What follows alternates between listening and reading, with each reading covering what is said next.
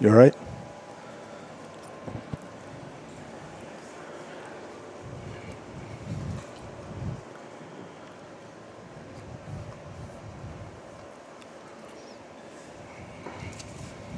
And we welcome you to Newton Rebels Baseball. This is Frank Martinez, your play-by-play announcer for tonight's game. I am joined along by Mark Cavala, our general manager, as the Newton Rebels will take on the 316 Elite Jones team here this evening. Well, Carv, we got a victory last night. Yeah, I mean, it was something that the team much needed. I know we're talking about high school elite teams right here, but it's good to get out there, and it's like pitching. Like we talked about the pitchers yesterday, and it's really good to see the pitchers going out there and throwing strikes. And like we talked about, home plate doesn't move, but it doesn't matter who's up there. It doesn't matter if it's a college player, a high school player, professional. You still got to throw it over the plate. And like I said, Carson Jacobs, he led off this week looking pretty good, and hopefully the other pitchers here follow. Exactly right. And not only that, but we had timely hitting. And what we've been doing for other teams by putting guys on walks and hits, that's exactly what happened yesterday. And it got the team in a bad position in the first inning, but our team took advantage of it, scored 5 runs, and we ended up winning 10-0 and no hitters. Yeah, that's something. Like I said, anytime any no-hitter is pretty good, especially, I mean, these guys can play, and, Coach Clark just gave us a thumbs up. He's ready to play some ball and get this team going, and I think they're ready to go. All right, we're going to go ahead and go with the starting lineups. First of all, for the 316 Elite team, unfortunately, we don't have any first names. We were not given the roster, but leading off and DHing will be number 2, Davis. Batting second, the shortstop will be number 13, Bugner. Batting third and playing left field will be number 23, Gustafson. Batting fourth and catching will be number 48, Henderson. Batting fifth and playing first base will be number 10, Wilson. Batting sixth and playing right field will be number 7, Knoplock. Batting seventh and playing third base will be number 16, Rios. Batting eighth and playing second base will be number 14, Helm. Batting ninth and playing center field will be number 27, Rumick. And pitching will be number 27, Turner. The 316 Elite team is coached by Ryan Jones. We're going to have the national anthem, so we'll take you out to the field, and then we'll give you the starting lineups for your Newton Rebels. Once again, we welcome you to Newton Rebels Baseball. We'll be right back.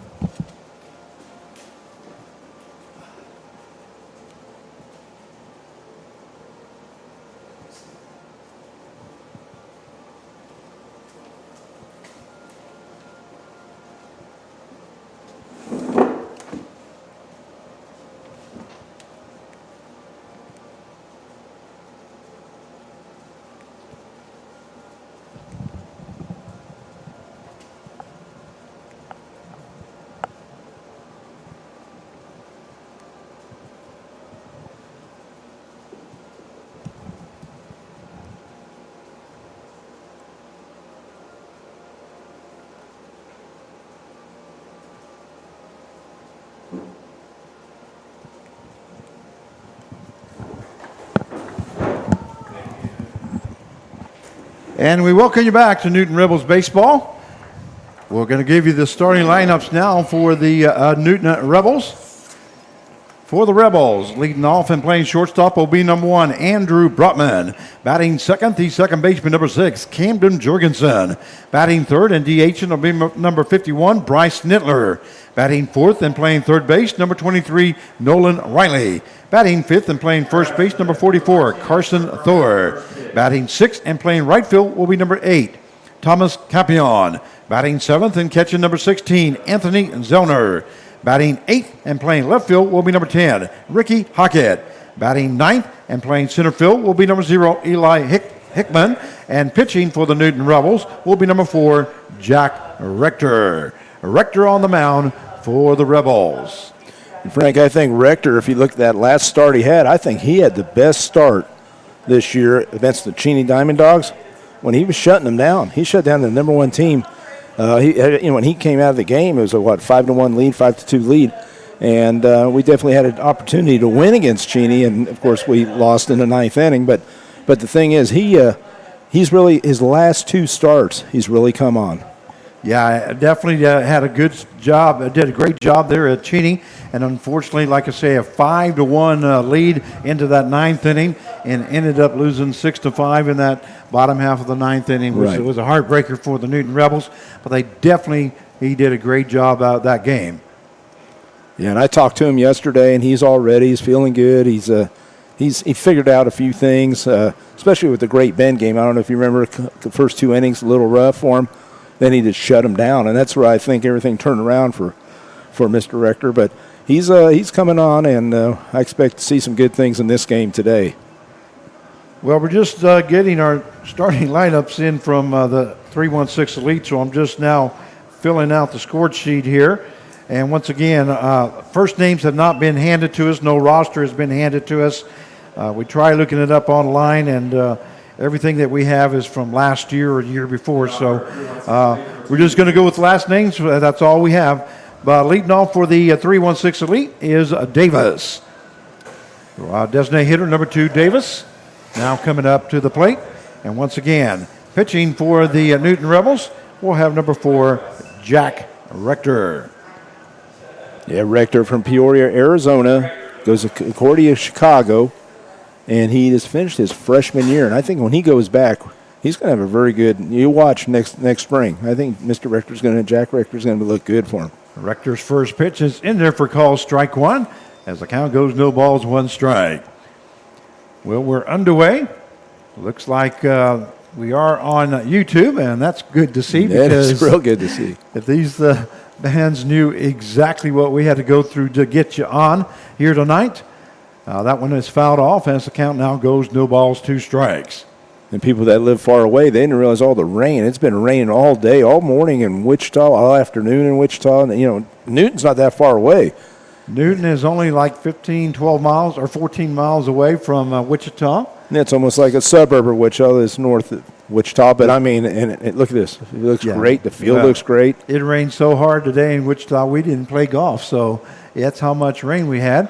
That one lifted to the right-hand side. Thor is chasing that one down at first base, not going to be able to get to it as the count stays at 1 ball and 2 strikes now. And I was bugging Joel. Joel's the groundskeeper here for the Newton Recreation here, and I kept bugging him how we look. Hey, we're fine, Coach, we're fine. And I know Coach Clark was bugging him too, which I'm sure he didn't appreciate that. But they do a great job at the field. It looks fantastic. Yeah, we're lucky we're playing ball, that's for sure. That one misses high as the count now goes to 2 balls and 2 strikes. Once again, we welcome you to Newton Rebels Baseball. We're just starting here in the top half of the first inning. First batter, Davis, Buckner on deck, and Gustafson in the hole. That one misses as the count now goes full at 3-2. Jack Rector, a left-handed thrower here for the Newton Rebels. Yeah, like I said, he likes to mix it up. He works those corners pretty well, and he still has a decent fastball. That one misses high for ball 4. So Davis will be on with a walk, and that will bring up shortstop number 13, Buckner. Yeah, like I said, this is where they try out for him. They're like I said, we don't have the roster of what high schools they are, but as you know, you and I know, Frank, I mean, this is one of those teams that's going to definitely be going probably to the NBC World Series as the 18 under representative. Could very easily do as every year there is a 18 and under. Swing and a miss there by Buckner. And the count goes no balls and 1 strike.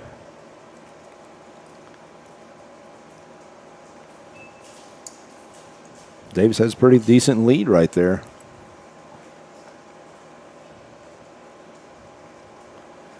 Okay, I've got the starting lineups done. How about that? Throw over to first base and in safely is Davis.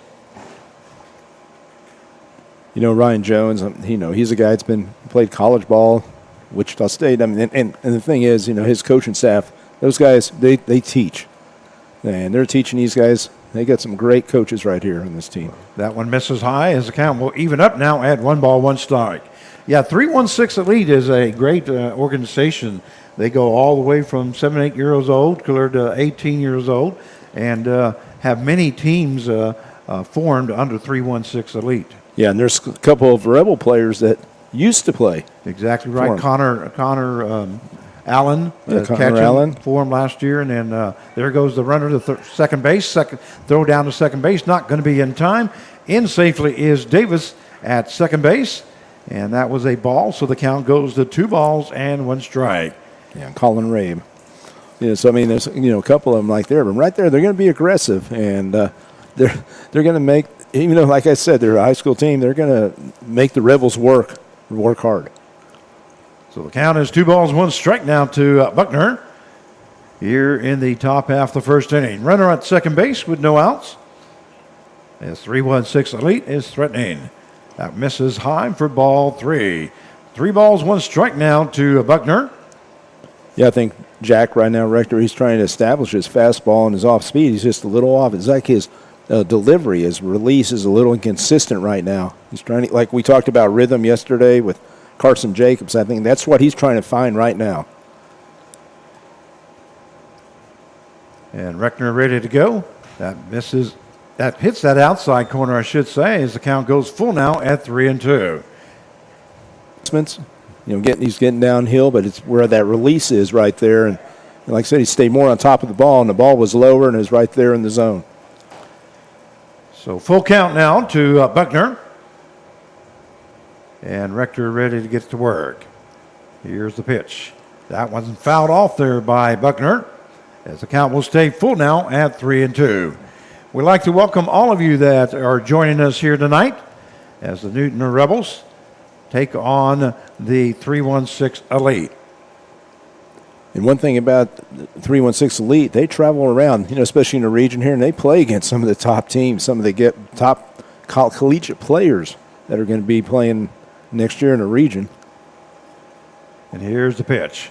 That one misses high, so another walk there given up by Rector, and that is the 2nd consecutive walk, something that we don't want to see here to start off the ball game. No. So there will be runners now at first and second with no out, and that will bring up the left fielder, number 23, Gustafson. And going out to talk to Rector is our catcher, Anthony Zellner. As he tries to settle him down just a little bit. Yeah, right now he's thrown like 15 pitches, and that's way too many right now for leading off a game, and that's one of the problems that the Rebels have had. But right now, just keep believing in yourself. He's got to remember what he did that last time against a lot better team in the Cheney Diamond Dogs.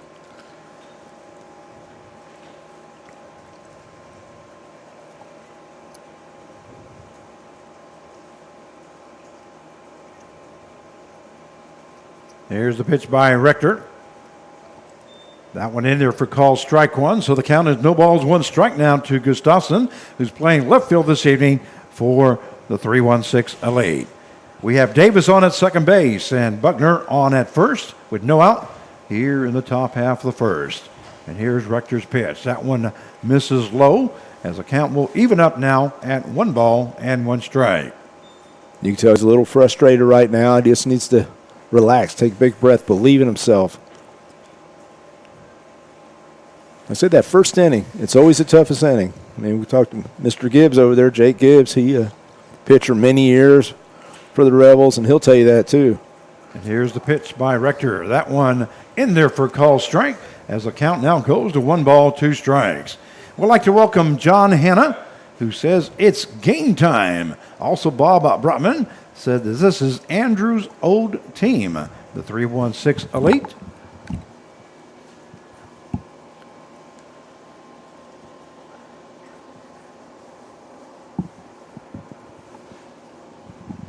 And here's the pitch by Rector. That one hit to the third baseman. Nolan Riley goes to first, and he's going to be safe as Riley had to hustle in but was not able to make the play at first base. And Gustafson reaches on a base hit. And moving to third base is Davis Buckner to second. And that will bring up the catcher number 48, Henderson. You know, that's one of those plays. If we had the instant replay, we might look at it. I thought he might have just nabbed him, but I liked what Nolan Riley did. He got it through didn't try to throw a sidearm. You know, and he threw a strike right there, and fortunately the umpire said safe. So we do have one hit now recorded there for the 316 Elite as the bases are loaded here in the top half of the first with no outs. And here's the pitch by Rector. That one misses low as the count now goes to 2 balls and no strikes. Well, there's no place to put Mr. Henderson here with the bases loaded. Jack's got to figure this out. He's got to figure it right now, too. I mean, it's kind of a situation that, minimize. If they even score 1 run and just get out, that's fine. But that one across the knees for a call strike as that takes the count down to 2 balls and 1 strike. Well, unfortunately, we don't have many stats on the 316 Elite. We try to even look up the rosters, and like I say, the rosters were from last year. That one is lifted to the third baseman. It looks like Nolan Riley will catch it in foul territory for out number 1. So F5 in the books if you're scoring at home for the first out. And that will bring up the first baseman, number 10, Wilson. And that's a big out for him right now because the infield right now, they're back in infield. Try to get a double play right here. Try to get double play depth. So Jack Rector trying to get out of this inning without any damage here as the bases are loaded with the 1 down. That pitch misses high for ball 1. Yeah, it just looks like he's not getting downhill right now. He's still up. He's releasing the ball, not getting down there. Downhill means getting right down that mound, the slope of that mound, get down, and where you release the ball. And he's releasing it pretty high, and everything is up. Yeah, exactly right.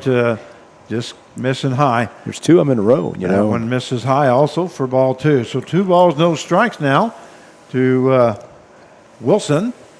The bases are loaded with 1 down. It's definitely all about adjustments right now, but the whole thing is he's thrown, 22 pitches, whatever we have right there, and that's quite a bit. Rector has played in 3 ball games. That one also misses high and just not able to find the home plate here right now. He's played in 3 games, started 3 games. He has pitched 14 1/3 innings, has given up 17 hits, 11 runs, 8 earned runs, 8 base on balls, and has struck out 15. That one misses for ball 4. So a run will score now for the 316 Elite as Davis comes in home. Buckner moves to third. Gustafson goes to second. And going to first base will be Wilson. And that is the 3rd walk of the ball game by Jack Rector here in the top half of the first inning. It's good to see Coach Mandarino going out there, the pitching coach, and talking to him. He wanted to work it out himself. And he had the catcher walk out there and talk to him, and Zellner and all that. So they're trying to get him settled down, but just saying, hey, here's the ground ball out of this. Just relax, believe in yourself. I mean, and I probably want to see how he's feeling right now because right now the last couple of outings hasn't been like this. Well, this is exactly the same start that the Wichita Vipers had last night as they hit 2 batsmen and had 3 walks in that first inning. And like you say, Rector's just going to have to get out of it himself here. Hopefully he gets a ground ball and turns it into a double play. But the score is 1-0 now There's only one hit recorded so far in the ball game. And it's nothing. He's not around the plate. I mean, he's, pretty easy calls for an umpire. No, you can't get on him and say, hey, the umpire's squeezing him or anything like that because he's just missing. Yeah, he's just missing, not quite have the rhythm yet so far. So Jack Rector ready to get to work, and now batting the right fielder, number 7, Knoploch. And for those of you that are tuning in, if you are from the 316 Elite, we apologize, but we were not given first names, just last names and no roster. And here's the pitch by Rector. Swing and a miss there by Knoploch as the count goes to no balls and 1 strike. It's always funny, Frank. Coach goes out and talks to him. The first pitch, strike to a pitcher. You ever notice that? Oh, yeah. Yeah. I usually straighten out when I get my rear end chewed out. Yeah.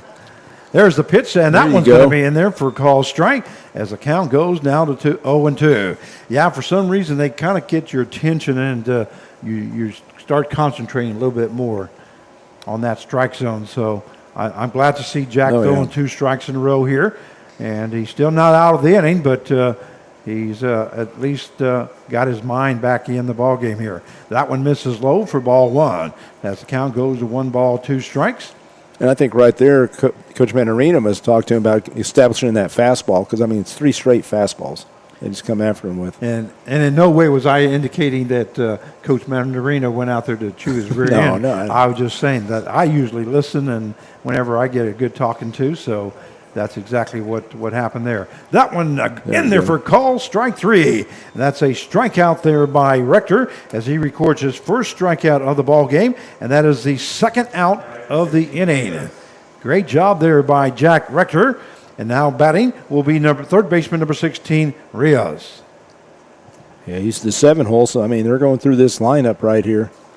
Well, this is the 8th batter up for the 316 Elite. And here's the pitch by Rector. That one fouled off there by Rios as the count goes to no balls and 1 strike. And please bring all foul balls back to the concession stand for a treat.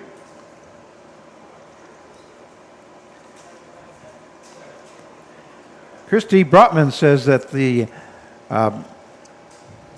Brotman fans are watching from all over Kansas. That one misses inside as the count goes to 1 ball, 1 strike. From Great Bend, Ark City, Coffeyville, as well as his little brother who is down in Arkansas. Great night for Rebels baseball. Boy, you just said a mouthful there because it is a great evening here for baseball. That one fouled off there by Rios as the count now goes to 1 ball and 2 strikes. And our friend Bob Brotman brought up that Andrew, the shortstop here, he played for this team also, the 316 Jones. You are correct. If you'd have been listening to me earlier, I was listening to you. I said those exact words. Here's the pitch. That one in there for call strike 3, and Jack Rector strikes out the last 2 batters to get out of the inning. So at the top half of the first inning for 316 Elite, they score 1 run on 1 hit, no errors, and 3 left on base. At the end of 1 half inning play, it is Elite 1 and the Newton Rebels coming to bat. And we'll be right back.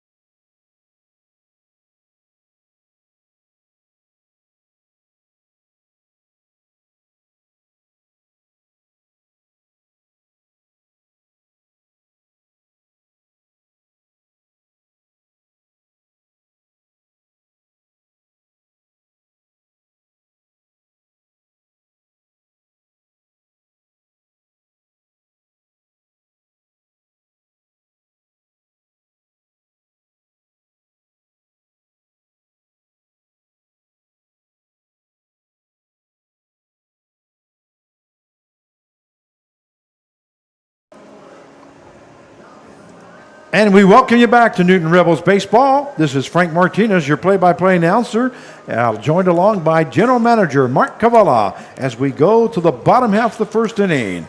Defensively for the Elite team, At first base will be number 10, Wilson. Second baseman will be number 14, Helm. Shortstop will be number 13, Buckner. At third base, number 16, Rios. Left fielder, we'll have number 23, Gustafsson. Center fielder, number 27, Romick. Right fielder will be number 7, Knoploch. Catching will be number 48, Henderson. And pitching for 316 Elite will be number 27, Turner. And due up for the Newton Rebels will be the shortstop, number 1, Andrew Brotman. And unfortunately, we don't have a lot on Turner. I mean, he's a righty. We're not sure where he goes to high school or anything like that, but I was watching him in the bullpen, and he throws pretty firm. Andrew Brotman comes in batting .338 for the Newton Rebels. And here's the pitch. First pitch by Turner.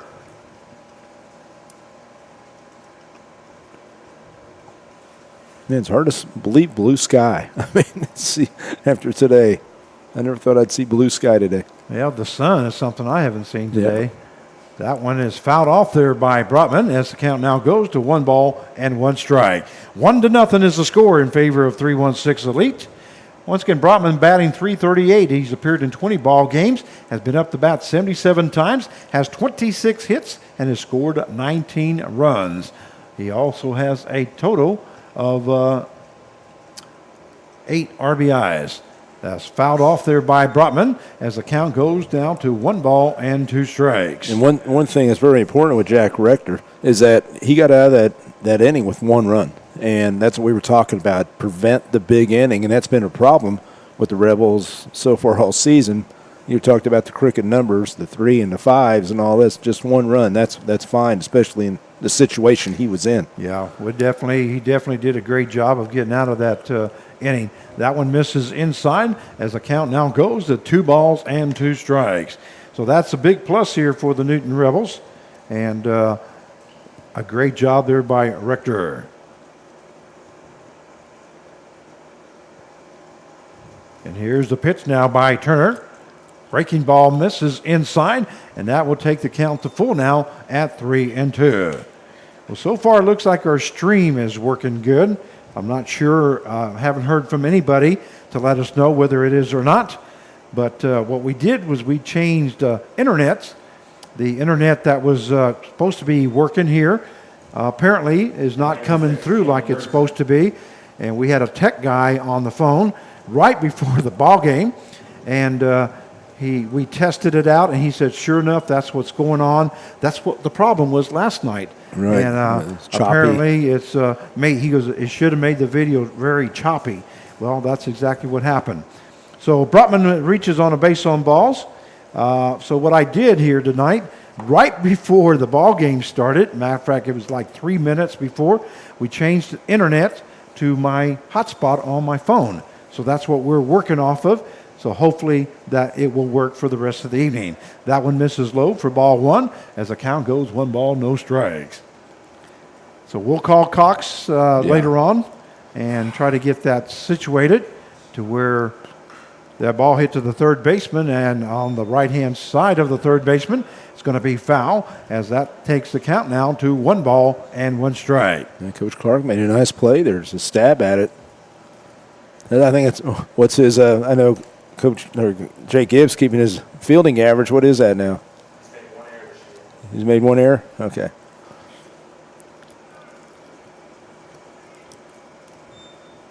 A stolen base there by Brotman.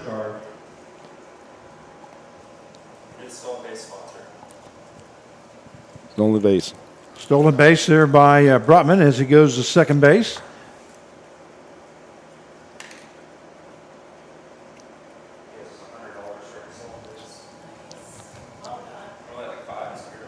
Count is 2 balls and 1 strike now to Camden Jurgensen, who's playing second base this evening for the Newton Rebels. Jurgensen comes in batting .125 as he's appeared in 10 ball games, has been up to bat 24 times, has 3 hits, and has scored 1 run. And he's from Mays, Kansas, Butler County Community College. He was a freshman. The count is 2 balls, 1 strike, as we do have a runner on at second base now, as Brotman stowed second, And here's the pitch. That one hit hard there by Jurgensen. That's going to be in for a base hit. Coming around third base is Brotman. And that will be a run for the Newton Rebels and a hit. So Jurgensen records his first hit of the game and an RBI. Number 51, Bryce Nittler. It's good to see Camden Jorgensen right there. Inside pitch, just goes with it. Nothing fancy, just nice little base hit. But guess what? RBI. That play at the home plate was sponsored by the Colonel Tim Mahler family in honor of the Kansas National Guard. Your home team, always ready, always there. So 1-1 now is the score as we have a runner on at first base. And now batting the designated hitter number 51, Bryce Nittler. Here's the pitch to Nittler. That one hit to the third baseman. Third baseman looked at second, but only has one play as Jurgensen had taken off to second base and will be in at second base. And it is a 5-3 putout for the first out here in the bottom half of the first inning. And I was going to say, Coach Clark being aggressive right there on the first pitch. Just get him running. It's like a run and hit. And, the difference between a hit and run and run and hit. Run and hit is a straight steal. And that's what he was trying to do right there, get something big right there. And then he was hoping Nittler would hit a gap or whatever. But he's got him in scoring position right now. That'll bring up the third baseman, number 23, Nolan Riley.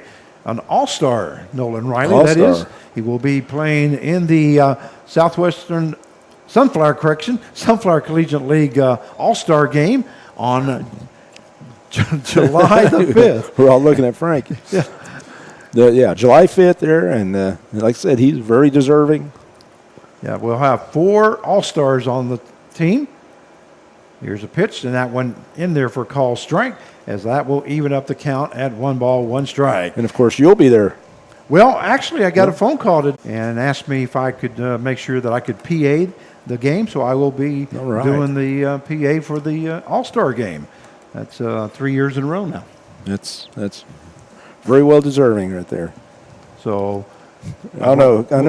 Jake's over there looking at, hey, what about him? Well, I don't think Jake's quite got the experience. He's I'm not getting saying there. he's got the voice. I'm just saying he ain't got the experience yet. There is Riley is hit by a pitch there, so he will be moving to first base. Number 44. And we'll have runners on at first and second now, with 1 down, and that will bring up the first baseman, number 44, Carson Thor. It's good to see Carson back in the lineup there from Tomball, Texas, 6'2", 225, Sul State. And he just finished his freshman year, very good freshman year. Thor comes in batting 138 as he's appeared in 12 ball games, has been up to bat 29 times, has 4 hits, has not scored a run yet this season. Their first pitch in there is called strike 1 by Turner. As the count goes, no balls, 1 strike. We have Jurgensen on at second base, Riley on at first as he just reached as a hit batsman. Into left field, that's going to be in for a base hit as that falls in front of the left fielder, Gustafsson. And that work. So that work paid off, Frank, because that was a nice, short, quick swing on the inside pitch. And so Thor is in there with a base hit. That moves Riley to second and Jurgensen to third base. And that will bring up the right fielder, number 8, Thomas Capion. Capion now up at the plate with 1 down.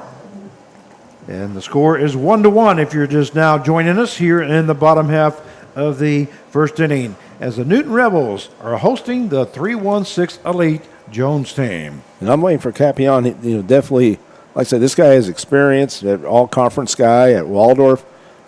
Well, he batted .340, I believe. Right, 340. With 10 home runs, so he's got some power.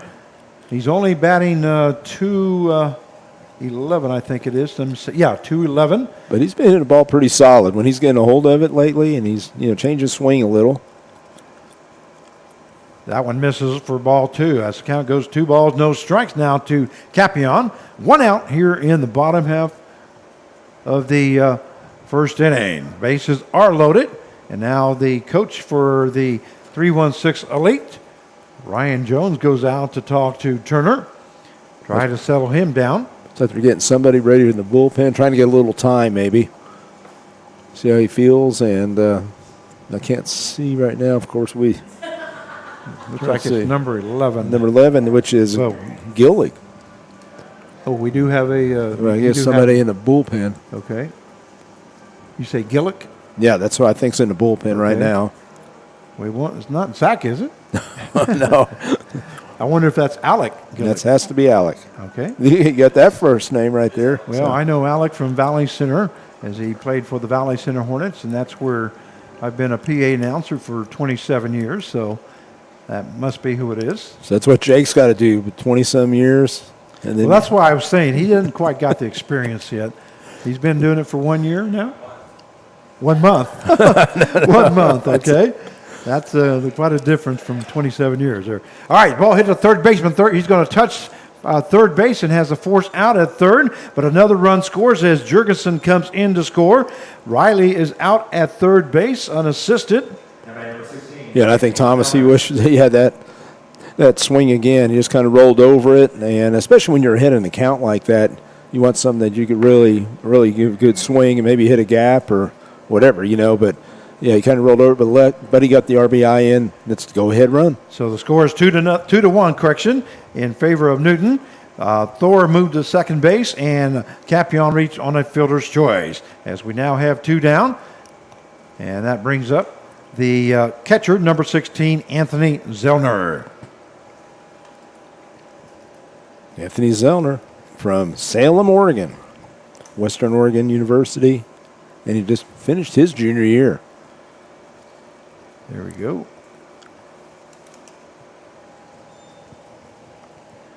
And the count is 1-1 now to Zellner.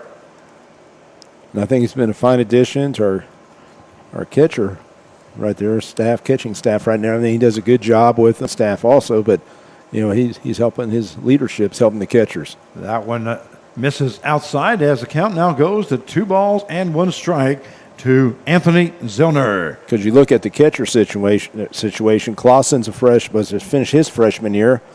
Dozier just finished his freshman year, and Allen has finished his freshman year. Zellner is only in his 6th ball game. That one lifted into the right field. That's going to fall in for a base hit. Coming around third base is Thor. There's the throw into home, but not going to be in time. And the score now 3-1 in favor of the Newton Rebels as the Rebels record their third hit of the ball game. What I like right now, Frank, they're not over swinging. No, exactly right. That's exactly what Zellner did right there. He just put the bat on the ball and lifted that into right field as that fell right in front of the right fielder Knobloch. And Knobloch, all he could do was wait on it. So Thor scores from second base. Capion now is on at third base as he went to third base on the throw. And Zellner is on at first base with an RBI. That ball lifted to the right-hand side. First baseman hustling after it is Wilson. Yes. Not going to be able to get to it as the count goes to 0-1. We do have 2 down now here in the bottom half of the first inning. 3-1 is the score in favor of your Newton Rebels. You see Ricky Hockett in up the plate, though, from Plainville, Kansas. Friends University is a two-way position. Plays outfield and pitches. A swing and a miss there by Ricky Hockett as the count now goes 0-2. And he missed a lot in the spring, Frank. We've talked about it before, and I think it has affected him because, his timing, especially at the plate. Missing, he had COVID and was out for 2/3 of the season. That one in there for call. Strike 3, and Hockett looks at third strike for out number 3. That is the first strikeout recorded by Turner. So the bottom half of the first inning for the Newton Rebels, they scored 3 runs on 3 hits, no errors, and 2 left on base. Right back.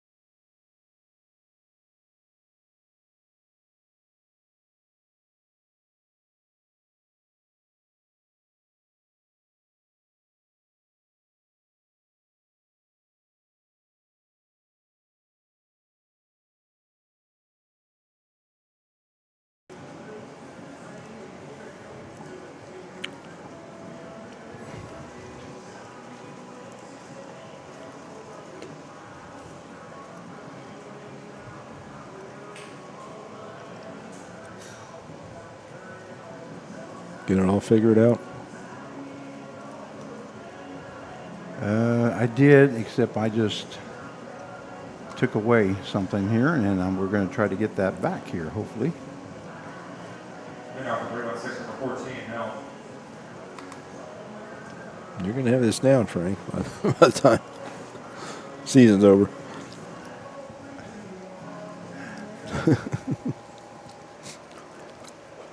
Yeah, now our internet is starting to show up here. See here, we got that bar there. Okay, we're back here as we go to the top half of the second inning. Due up for the 3-1-6 is second baseman number 14, Helm. And Rector ready to go to work. And I know our scoreboard is all messed up, and we apologize about that. We're trying to get it back here. As the score is 3-1. Yeah, and it's an important inning right here for Rector, especially after all those pitches. Pretty close to 30, I believe, and we'll see how he comes out. Okay, you're going to have to do some talking here because Yeah. I've got to get the scoreboard back here. Okay. Well, Rector, like I said, he can't overthrow right now. Right now, strike three. Okay. So yeah, I guess he's feeling pretty good right there. It was all fastballs. So Helm goes down looking or swinging. swinging. Swinging, okay, that is the third strikeout recorded by Jack Rector. That will bring up the center fielder, number 27, Romeg. Rule making the 9-hole. Ball hit to shortstop. Andrew Brotman goes to first base to Thor for a 6-3 put out for out number 2. Yeah, I really like what Broutman. He's definitely improved a lot at shortstop, especially attacking the ball, coming after it. I thought earlier in the year he might have sat back a little, but he's attacking it, and his footwork's a lot better. Just nice, crisp throws. All right, we're gradually getting the... So now we're at the top of the lineup again. Davis, first time he got out on a walk.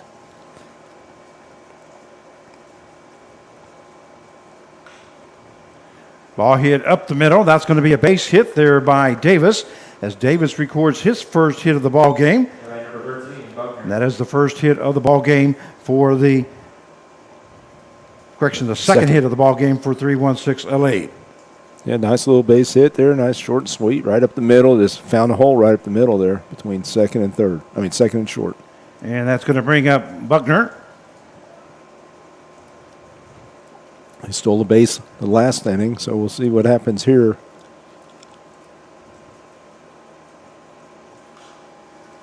That one fouled off there by Buckner. As the count goes, no balls, 1 strike. We'll get the balls and strikes and everything back up here shortly. I'm trying to get my control panel back up. We lost it somehow. And he needs to keep an eye on Davis. Davis, he keeps kind of sneaking out there a little farther. There he goes, another step. He's already showed he can steal a base, and he has good speed. So I think Rector right now really needs to focus on the hitter, but just keep an eye out. Just make sure that he doesn't get in a scoring position right here.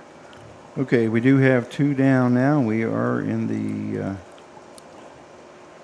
top half of the second. And the count is 2 balls and 1 strike. Okay, I think we got everything back now. Let me, we go 1, 2 hits for the 3-1-6 and 3 hits for the Rebels. Okay, I think we're back. Count is 2 balls, 1 strike. That one fouled off there by Buckner, as that will even up the count now at 2-2. Thank you for taking over there just a little bit there, Carv. Like I say, I was, for some reason, I pushed the wrong button and lost the control panel. All right. And we can't do anything without the control panel. No, can't. That's what happens when you've got enough room in your screen. There goes the runner to second base, but that one's going to be fouled off as Davis was trying to get that second stolen base. Yeah, he's just trying to get in scoring position. I mean, you got the 2 on the 3 hole coming up right here. I mean, so if he can get over there and get something going, or something can happen. They're trying to maybe get this game tied up. So the count is 2 balls, 2 strikes now to Buckner, with 2 down here in the top half of the second inning. Score is 3-1 in favor of your Newton Rebels. We have Davis on at first base. He's got a great lead over at first base. There he goes. That one misses high, and there's no way that Zellner was going to be able to throw him out there because he just had a great lead. And Yeah, there's took no off way, before yeah. the pitch. So another stolen base. And he's taking a pretty big lead, especially against the lefty Oh pitcher. yeah, that's. I would have definitely stepped off or thrown over there because, or definitely stepped off. I don't know if I'd have thrown over with 2 down. And here's the pitch. That one in there. Call strike 3, and Jack Rector records a second strikeout in this inning, and that is the 4th strikeout of the ball game. The top half of the second inning for the 3-1-6 Elite. They scored no runs on 1 hit, no errors, and 1 left on base. At the end of 1.5 innings of play, it is the Newton Rebels 3 and the 3-1-6 Elite 1. We're going to keep it here this time, Carr, because we need to thank all our sponsors. Any play at the plate this evening will be sponsored by the Colonel Tim Marler family in honor of the Kansas National Guard. Your home team, always ready, always there. Any double plays this evening will be sponsored by the team of Pate and Paul, attorneys at law, working for you. Pitching changes will be sponsored by Ray Roofing. They have you covered. Doubles this evening will be sponsored by Cooper Enterprise, Store and Stuff, and Realty Connections. Home runs this evening will be sponsored by the John Odom and family, proud friends of the Newton Rebels. Also, any great plays or player of the game will be sponsored by Carl Hodges and family. The Rebels tradition continues since the year 2000. And speaking of Carl Hodges, we're going to have a Carl Hodges Day here in Newton. Like I said, we wouldn't be here if it wasn't for Carl. And it's going to be kind of a reunion, trying to bring back all the guys through the years since year 2000 when it started. Anybody, and also the host families, anybody that's worked here, staff or whatever. And, well, I can see some of the players, a bunch of them show up and, show their gratitude. Well, we welcome anybody that is an ex-player or a host family, and come on out and enjoy the evening on Carl Hodges Day. That's going to be July 3rd. July the 3rd, okay, as we will be home against the Andale Warhawks. A swing and a miss there by Hickman as we're going to the bottom half of the second inning. Let me take you there. And the count is 1 ball, 1 strike. And I thought something, Frank, I should have maybe talk to you about it. Maybe we'll have some of the guys come up and talk to you during the game or something. Well, that would be fine. The ball hit to the second baseman. Second baseman scoops it, goes to first for out number 1. A 4-3 put out for the first out in the bottom half of the second inning. 3-1 is the score, and that will bring up the top of the lineup. Shortstop number 1, Andrew Brotman. Yeah, we could also have, of course, we'll have Carl Hodges. I know Carl likes to stay out of the limelight. He's kind of how Carl is. But he's a great man, good guy. Love to get him up here and talk about some.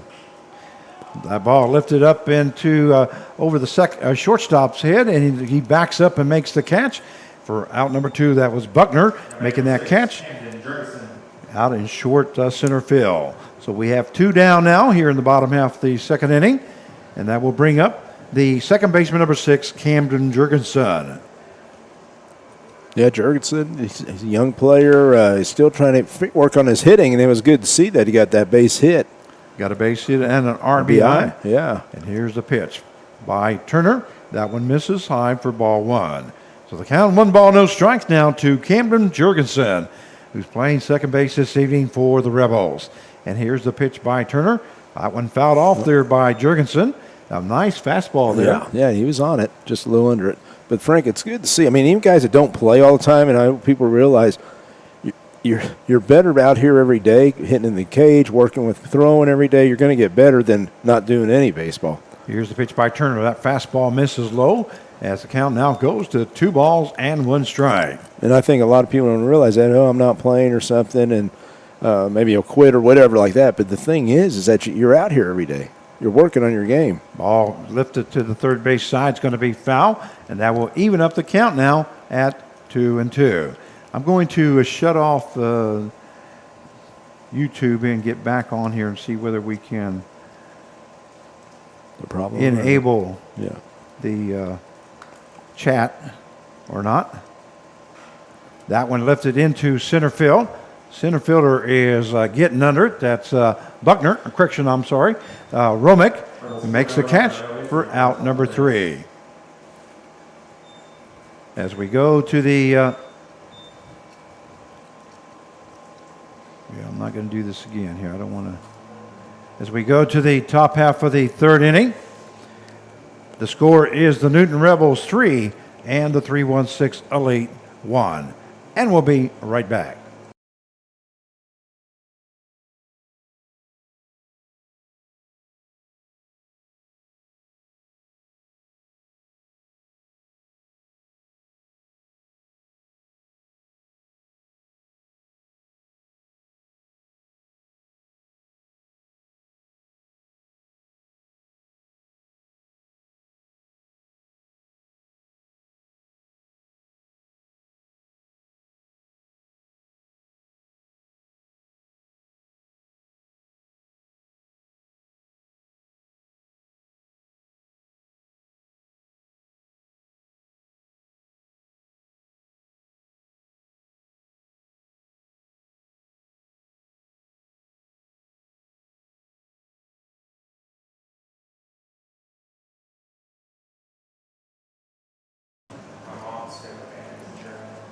And we welcome you back to Newton Rebels Baseball as we go to the top half of the 3rd inning. This is Frank Martinez, your play-by-play announcer, joined along by General Manager Mark Kavala. And we go to the top half of the 3rd. Jack Rector will be starting his 3rd inning of work. And the first batter he'll be facing will be the left fielder, number 23, Gustafson. It's good to hear some ballpark music out here. Coach Gibbs, or Jake Gibbs, call him Coach because he coached and everything, but they're playing some good music. So Gustafson now coming to the plate for the Elite team. It'll be followed by Henderson and Wilson. And here's the pitch by Rector. That one lifted into the shortstop, Brotman. He gets under it, makes the catch for out number 1. So we have 1 down, 1 pitch, 1 out. Yeah, that's good. You know, Brotman didn't have to move much, did he? That will bring up the catcher, number 40, Henderson. That one lifted into left field. Left fielder Hockett backing up, makes the catch for out number 2. That's 2 pitches, 2 outs now. I'll tell you one thing I've been impressed with is we have a good defense. I mean, I think we've got a good infield. I think we've got a good outfield. We got a lot of parts out there. So I just think, just keep those pitching going, use that defense. There's the pitch by Rector. That one across the knees for call strike 1. And now batting is the first baseman, number 10, Wilson. And here's the pitch by Rector. That one also crossed the letters this time as the count now goes to no balls, 2 strikes. Jack Rector seems to be getting in a little bit of a rhythm here, Carv. That one a swing and a miss there by Wilson as he goes down swinging for out number 3. And that is the 5th strikeout recorded by Jack Rector here this evening. I think he settled down there, Frank. I think he's got it. As we go to the bottom half of the 3rd inning, at the end of 2.5, it is the Newton Rebels 3 and the 316 Elite 0. And we'll be right back.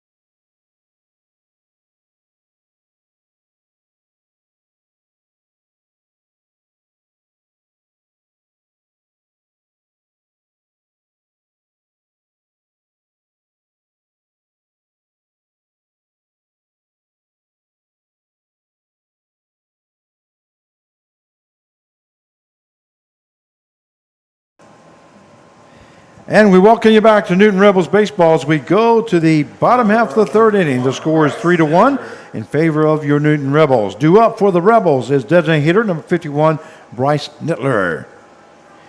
On deck is Riley and Thor in the hole. Is this still number 27, Turner? You believe so, yes. It's okay. That's third inning of work now for Turner. 3-1 is the score. And here is Turner's pitch. That one misses low for ball one as the count goes to 1 ball, no strikes. To Bryce Nittler. Nittler comes in batting 111 for the Rebels. That one misses outside for ball 2. Like I said, I know he's known for his hitting. Very good hitter. Like I said, he had surgery. He's a red shirt with Cali County this spring, and so he's still getting his groove, but he's making some good contact. That one hit hard there by Nittler, but it is foul as the count goes 2 balls, 1 strike. Looks like Nittler was sitting there waiting on that one. Yeah, like I said, I think once he gets his timing down, I think he's going to be a big boost here for the Rebels offense. Well, Nittler has appeared in 6 ball games, has been up to about 18 times, and has 2 hits. He did ground out to the third baseman last time. That one fouled off by Nittler, and that will even up the count now at 2 balls and 2 strikes. We do understand that there's the video once again is jerky a little bit, and we apologize about it, but it's not the computer. I want you to know that. We did not waste the money on a computer. It is the internet.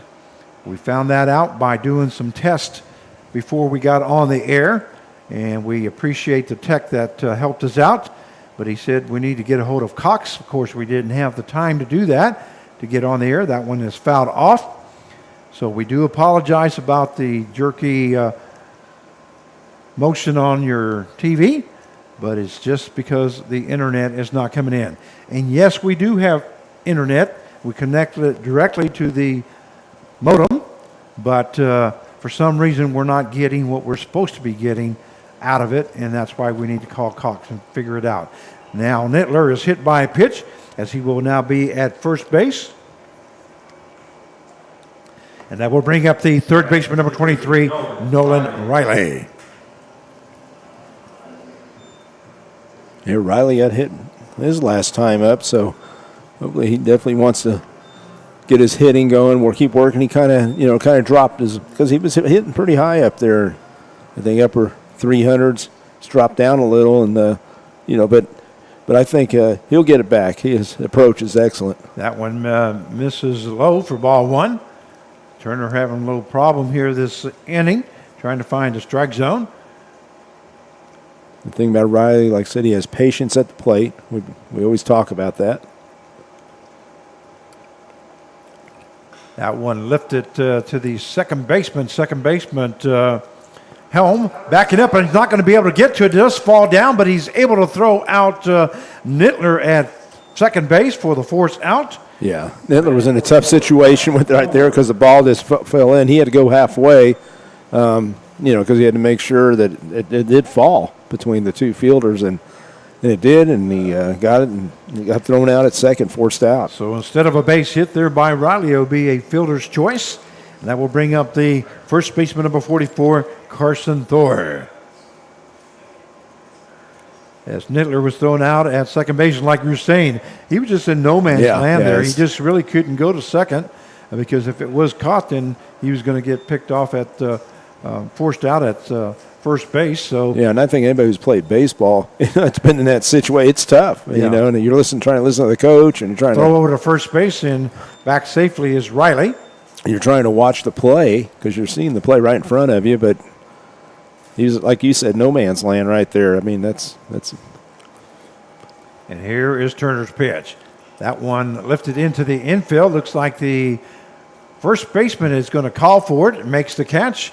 That was Wilson for out number 2. So we have 2 down now here in the bottom half of the third inning. And that will bring up the right fielder, number 8, Thomas Capion. Yeah, I noticed a couple of the hitters dropping their hands a little. When you drop those hands, you're going to pop the ball up. You're going to pop the ball up. Exactly right. Just like in golf, the same thing. you're going to push it to the right. Yeah, I know that. So, yeah, I know what you're Well, saying. that's Frank. why I was looking at you. I know. That's why I I'm was still looking- working on it. I know you are. I'm going to get there. Here's the pitch. That one misses outside for ball one. Carvin and I have played golf before a couple times. Yeah. He wants to know why I won't invite him back. And actually, I have invited you back, but you just don't want to pay that $50 green fee, I guess. I don't know. No. No, I think we'll have to call you on half price day. That's on third Friday of the month. And come out and play with us. I think That'd be fun. It's a whole bunch of guys. here's the pitch. That one hit to the shortstop. Buckner. Yeah, that came up on him, It came up on him. Okay. but he hit the ball hard. I mean, that's one thing. He hit it pretty hard. That'll be an error on the shortstop. And moving to second base will be Riley. Capion will be on an error. And they'll bring up the catcher, number 16, Anthony Zellner. And I think it's going to be frank with you, Frank. They keep scoring. They got to need to keep scoring. You know, you can't just have the 3 runs and then 0-0. You know, which we have seen.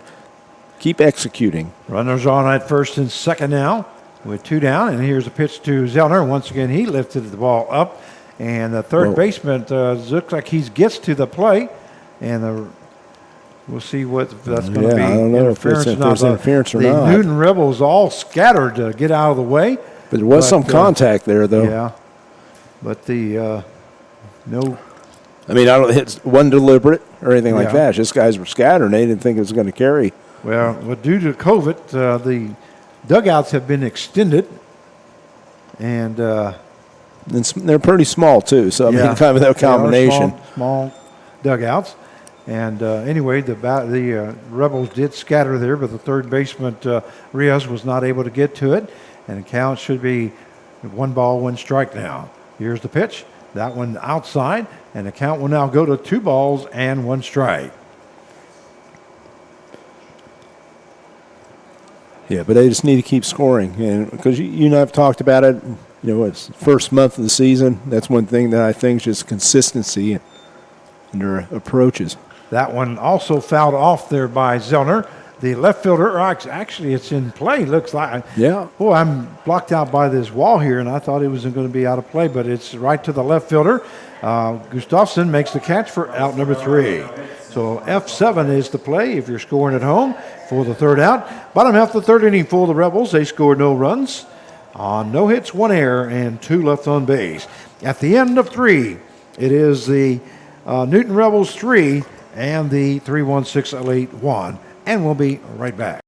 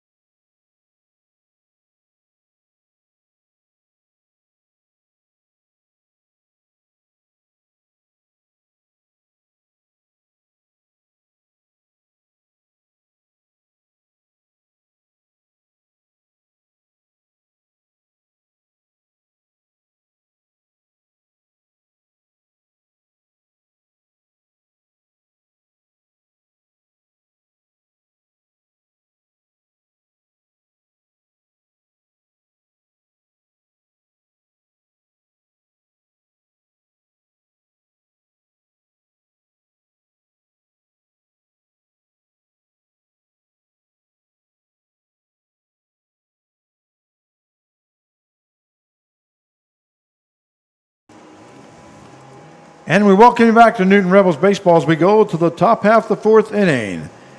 And Nikki says she would like to thank the host families. And if we didn't do that while we were doing our sponsors, I apologize about that because I definitely meant to do that. We'd like to thank our host families for everything that they do for our kids, not only this year, but in all the years that we have had Newton Rebels Baseball. That's why I like to see some of them, you know, through the years. You know, I was a coach here, and I've been involved here, and before me was Chris Pay, was a GM, and it'd be nice to see all the host families out here to see some of the kids, and very important. Without them, I don't think we could have a Newton Rebels.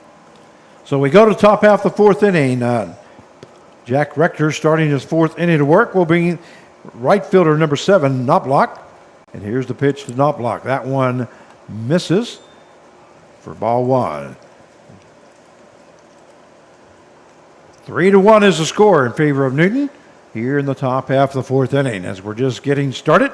For all of you watching, we hope you enjoyed the broadcast. That one misses low for ball 2. So 2 balls, no strikes now to Knoploch. And if you are a 316 Elite team, we apologize for not having first names.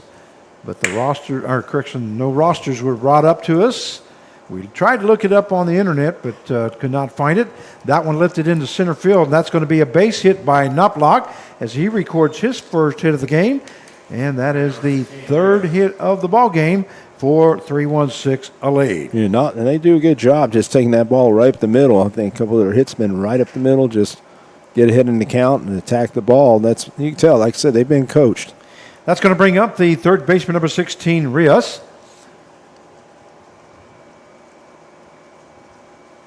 With the runner on at first base as Knoploch just reached on a base hit. And Rector ready to go to work. That one misses high for ball 1. Fastball there by Rector that just got away from him. Kind of sailed on him.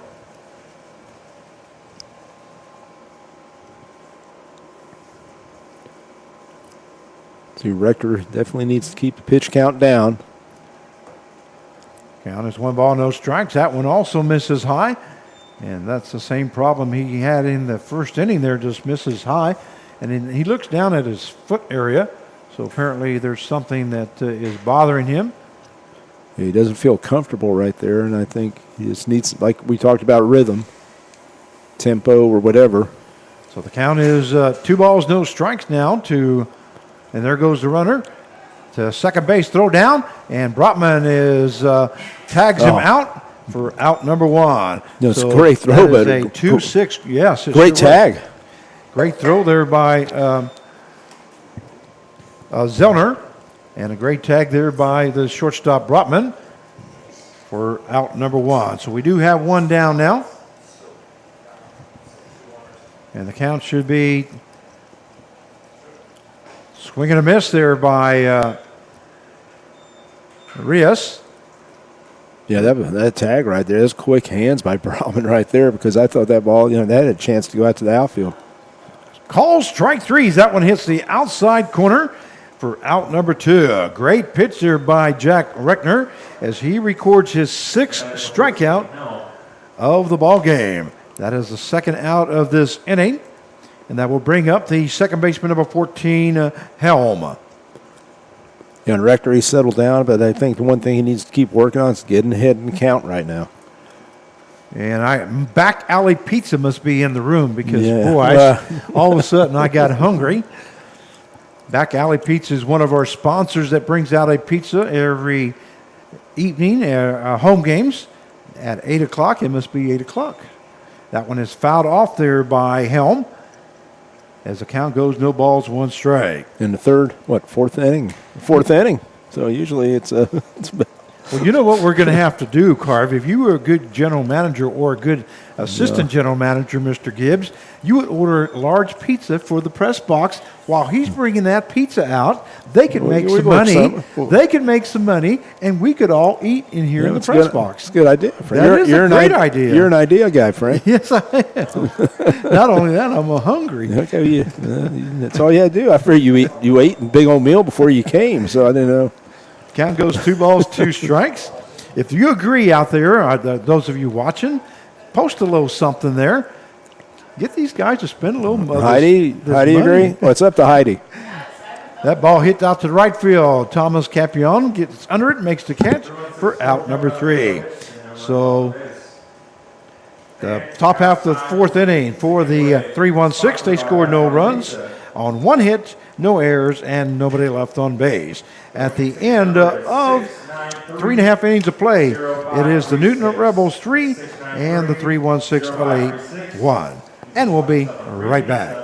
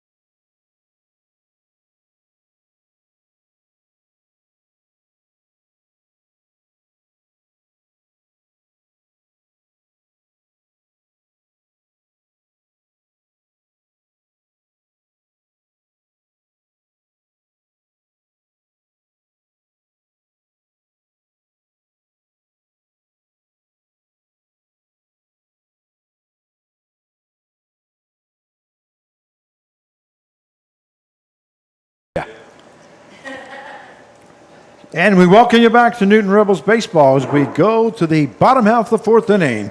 Due up for the Newton Rebels will be the left fielder number 10, Ricky Hockett. He'll be followed by Hickman and Brotman. And looks like Turner is back out for his fourth inning of work.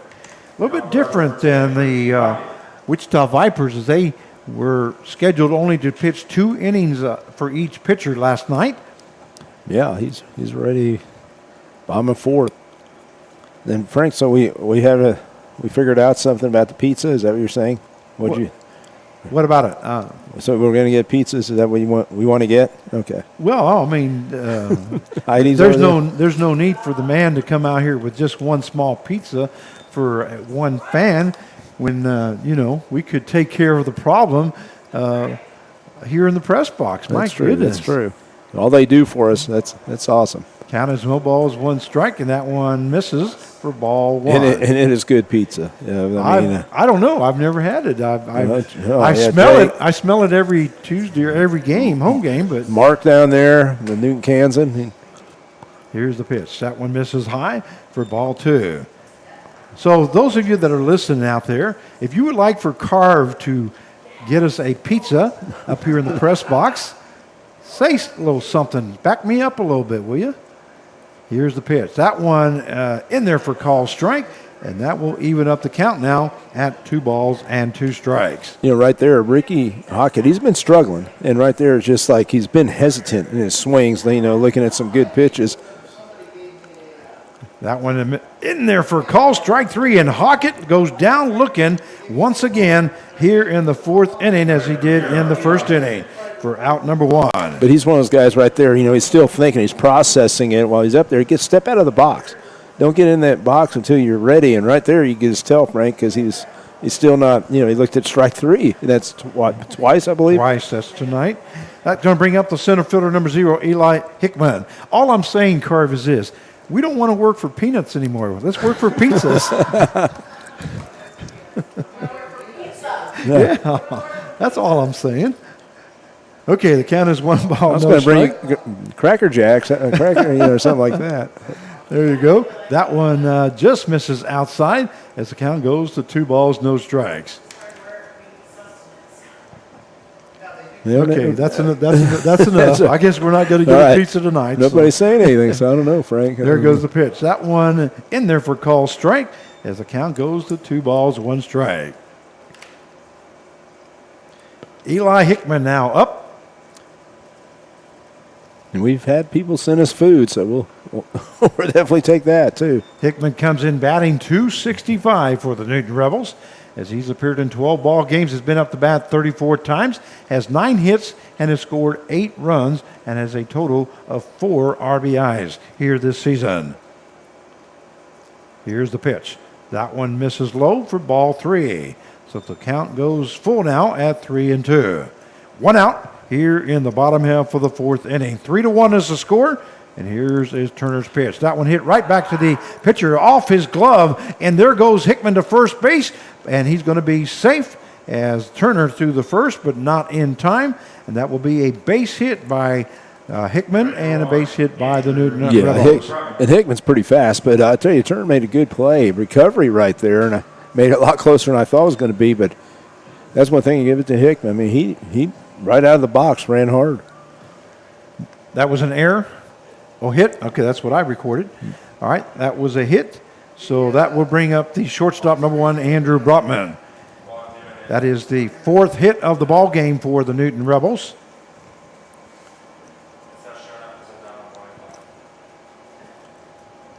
And Turner ready to go to work. Here's the pitch. There goes Hickman. And a hard hit ball there by Andrew Brotman. That one going back. And that is, looks like it's off the wall. I thought it was off the scoreboard. And if it would have been a home run. No. He's asking now to make sure. But if not, it's going to be a double. Yeah, I guess Coach Clark's going out there to talk. And it's like, you and I had that's. But, yeah, I guess it was off the wall. Okay, it was off the wall. So that Andrew Brotman is in with his first hit of the ball game, a double and an RBI. As 1 run scores, that now takes the score to 4-1. That would put runners on at second base. And that double is sponsored by Cobra Enterprise Store and Stuff and Realty Connections. Also, that play at the plate is sponsored by Colonel Tim Mahler family in honor of the Kansas National Guard. Your home team, always ready, always there.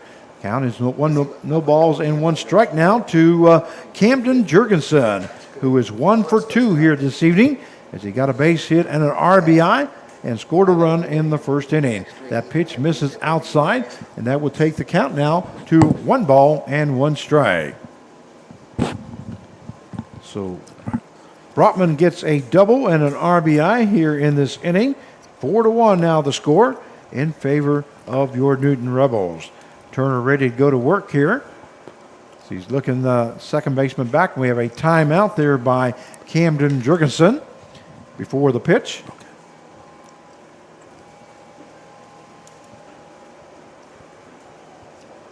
I was talking to Jim Williams, our man here, director of hospitality, and guess what, Frank? It's like he talked to the pizza guy, and then they're going to bring some pizza. So, Wow. So we're going to work it out. Somebody heard this. There's the ball hit to the right-hand side. Our first baseman looks like he's going to get under it, makes the catch, and that first baseman is Wilson for out number 2. So an F3 is the put out for the second out. And that will bring up now the designated hitter number 51, Bryce Nittler. You know, and right here, Bryce just needs to get a good pitch to hit. Just go with the pitch. You got it speedy. You got your old Bulldog teammate out there, second base, fast guy, and you just get a base hit. He's scoring. So just don't try to do too much. Nice, easy swing. Just see the ball. Just go with it. And I guarantee he'll get an RBI. So you're saying that pizza's coming tonight? No, not tonight. Oh, okay. I was going to say, because there's a throw down to second base. That gets away from the second baseman. There goes Brotman to third, and he's going to stop at third base. And that's going to be an error on the pitcher there as he threw that one left of the second baseman. And that is the second error of the ball game for the 316 Elite, as we have a runner now on at third base with 2 down here in the bottom half of the fourth inning. 4-1 is the score, and Bryce Nittler up at the plate. Here's the pitch to Nittler. Fastball stays high for ball 1. And the big thing is, especially when you're struggling a little, whatever, don't swing at bad pitches. And that's one thing about Bryce. I don't think he's really swinging at some bad pitches or anything like that. Just, it's going to start falling in for him. Here's the pitch to Nittler. That one lifted into the center fielder. Center fielder looks like he's going to get under it. Makes the catch. That's Romick for out number 3. So an F8 is the play if you're scoring at home for the third out. Bottom half of the fourth inning for the Newton Rebels. They score a 1 run on 2 hits, 1 error, and 1 left on base. At the end of 4 innings of play, it is the Newton Rebels 4 and the 316 Elite 1, and we'll be right back.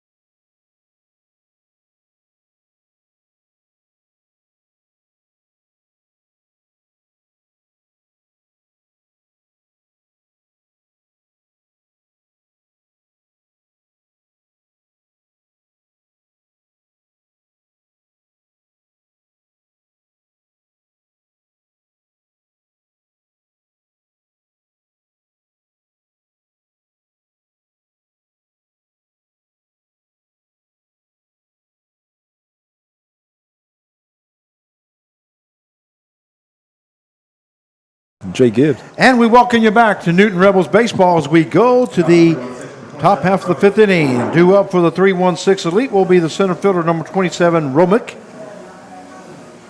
And Jack Rector looks like he's ready to work his 5th inning of work.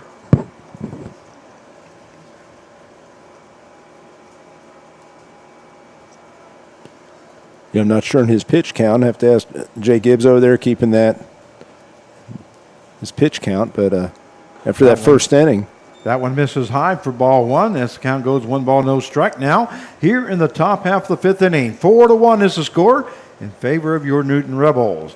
And here is Rector's pitch. That one is swing and a miss there by Romick, as that will even up the count now at 1 ball and 1 strike.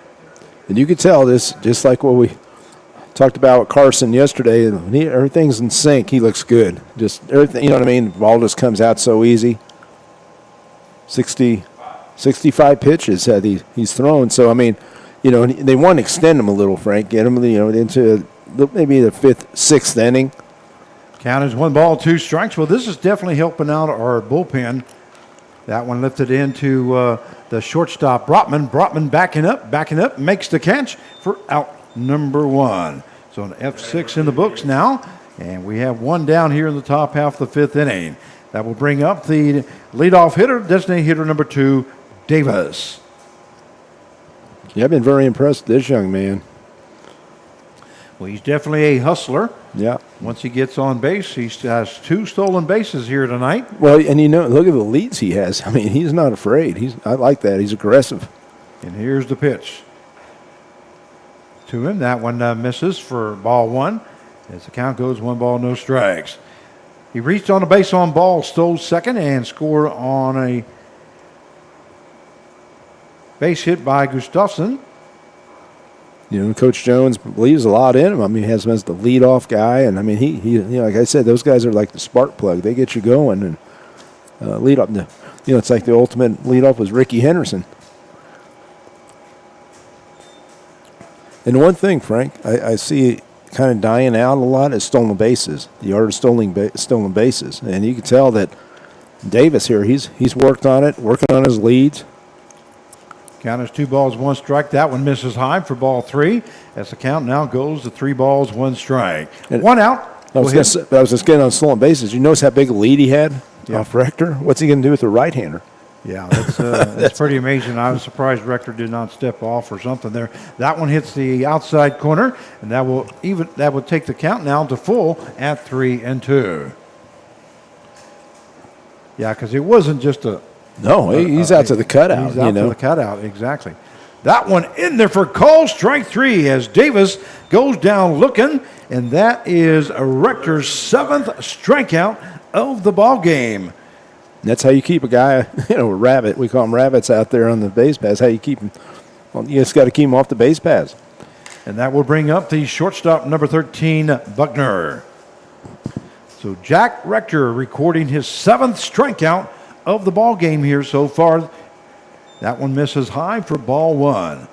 Well, could it be that we have 2 player of the games that would be pitchers back-to-back nights? We'll all decide here in the press box who our player of the game will be. That one fouled off there by Buckner, as the count goes now to 1 ball, 1 strike. Yeah, I mean, pitchers set the tone, and you can definitely tell the last 2 nights the pitchings has stepped up. And so Jack Rector ready to go to work on the 1-1 pitch. That one in there for call strike, and that will take the count now to 1-2.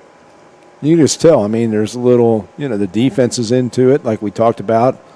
I mean, Riley made 2 great plays yet last night, and it's been steady tonight. Here's the pitch. That ball hit right back to the shortstop. Shortstop Brotman hustles in, goes to first for out number 3. A 6-3 put out for the 3rd out here in the top half of the 5th inning. At the end of 4.5 innings of play, it is the Newton Rebels 4 and the 316 Elite 1. And we'll be right back.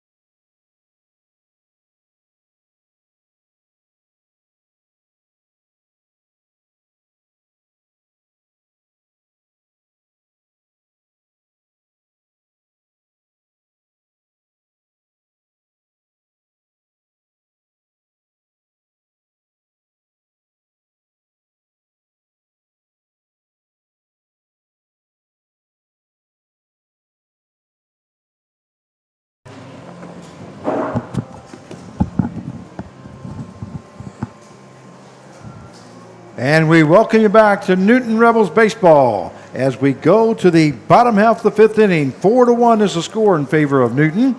And we're going to have a new pitcher now for the 316 Elite. And it looks like it's going to be number 25, Thompson. So Thompson now comes in. Looks like Turner went 4 innings, gave up 4 runs on 5 hits, only had 2 strikeouts. And he is done for the evening. So Thompson comes in here in the 5th inning. And the first batter he'll be facing will be the third baseman, number 23, Nolan Riley. I was going to say, Turner did a good job after that first inning. Yeah, he sure did. He settled down and got 1, 2, 3 innings in the second inning. And then he only faced 1, 2, 3, 4, 5 batters in the third inning. Yeah. So, no, he made some adjustments. And 5 batters in the fourth inning. So the first pitch is ball 1 by Thompson. That one misses high as the count now goes 2-0. Yeah, and that's like I said, the Achilles heel of a starting pitcher is that first inning, because usually when they get past that, then they're fine. Here's the pitch. That one in there for call strike as the count will now go to 2 balls and 1 strike. And if you think about our first month, we've lost a lot of games because of the first inning. I mean, when the score is losing by 2 runs, and that one misses high for ball 3. Boy, you said it all right there. I mean, well, it's like because that's exactly what has happened. As the pitching was not there. The starting pitching was not there. When you give up 9 walks and 3 hit batsmen in 2 innings, you get behind an 8 ball. And it's not that, of course, they're not trying to do that, trying to throw strikes, but it's tough. But, you're a pitcher, you have to throw strikes, you have to make the adjustments, and you have to be ready in the bullpen before you come in the game. That one hit hard there by Riley. He in for a base hit. So Riley records his first hit in the ball inning. So we'll have a runner on at first base now and brings up the first baseman, number 44, Carson Thor. Well, it got so bad for us in those first couple of ball games or the first week or two that we had to use a lot of utility players as pitchers, to fill in for the guys coming in the late innings, and unfortunately, that's just what we had to do. And I would like to talk about that too, because people are asking me sometimes, what's the deal with your pitchers? Well, whatever college coaches send us, that's what we do. And, we don't care if they're freshmen or, junior, senior, whatever. But, we ask that they throw strikes. And a lot of guys, maybe they don't have the experience, but, they come right here in 1st of June, and all of a sudden we're supposed to, work with them. That one hit to the shortstop. Looked like it was a broken bat there. Ball thrown to second base, and a double play there by the 316 Elite. A great job there by the shortstop, Buckner, who threw to second base, Helm, and he threw to first base, Wilson, for the double play. Nice turn. But getting back to that, Frank, it's like, and like I said, we have a pitching coach that's out here, Mike Manarino, and Coach Clark was a pitcher. He also hit, but he was known as a very good pitcher, all conference, one of the best pitchers around. So, so they know pitching, but we don't have a fall ball with them. We don't, and so they've been working a whole school year. We want them to come in here and, throw strikes, and then we can make adjustments to them, whatever. But it was just really frustrating because we had a lot of coaches that sent us guys, and we love that, whether they sent guys, but, there you go. Ball hit down the line by Capion, and that's going to be in for a base hit. Capion rounds first base, but is going to stop at first base. He took a very good turn there. That was right down the line, but the left fielder, Gustafson, hustled for that and kept Capion at first base with a single. So Capion records his first hit of the ball game. That is the 6th hit of the ball game for the Newton Rebels, and that will bring up the catcher, number 16, Anthony Zellner. And Capion, he's been hitting the ball harder, more consistent, if you could see that. When he makes contact, that ball just jumps off his bat. Here's the pitch there that one hit hard there by Zellner, and the right fielder backing up. That's not going to be able to get to it, and that's going to go into the tracks area and in with a double, and scoring from first base is Thomas Capion. A double by Anthony Zeller. Zellner, correction. Anthony Zellner with a double and an RBI.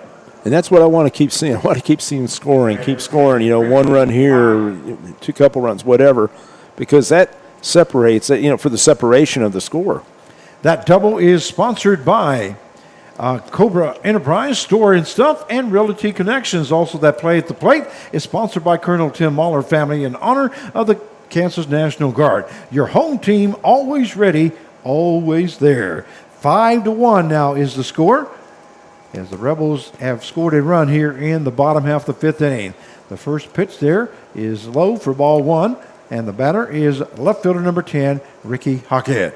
Hockett has gone down looking twice now here tonight, and that's kind of unusual for Hockett. Yeah, and as we saw him last year, he played a lot for us last year in the outfield and was one of our top outfielders. I think, like I said, he just had a tough spring, but I know Coach Clark had his arm around him, talking to him after his last at-bat, and right now, Breach just got to get his approach going. That one hits the outside corner as the count goes to 2 balls, 1 strike. Okay, and that was good. It was 2-0, but it was an outside pitch. It was a pitcher's pitch. You lay off that. Just lay off that. Get a good pitch here. Yeah, he's looking for one pitch, something he can drive here. A lot of guys, it's zone hitting or whatever you want to do, but Breaking ball in there for call, strike 2. Great pitch there by Thompson as he evens up the count now and 2-2. All right, now the mindset you have to have when you got 2 strikes is protect that plate. get on there, and like I said, if it's a pitch away, take it that way. Just don't try to do too much with it. Put it in play. Here's the pitch by Thompson. Breaking ball, that one hit to the shortstop. Shortstop will go to first base to Wilson for out number 3. That was Bugner, and that is a 6-3 put out for the third out, but at least Hockett gave us a chance that time. Yeah, that's what y'all want to do, especially on our infield, because you can see how it just that thick grass just grabbed the ball. So the bottom half of the fifth inning for the Newton Rebels, they score 1 run on 2 hits, no errors, and 1 left on base. At the end of 5 innings of play, it is the Newton Rebels 5 and the 316 Elite 1, and we'll be right back.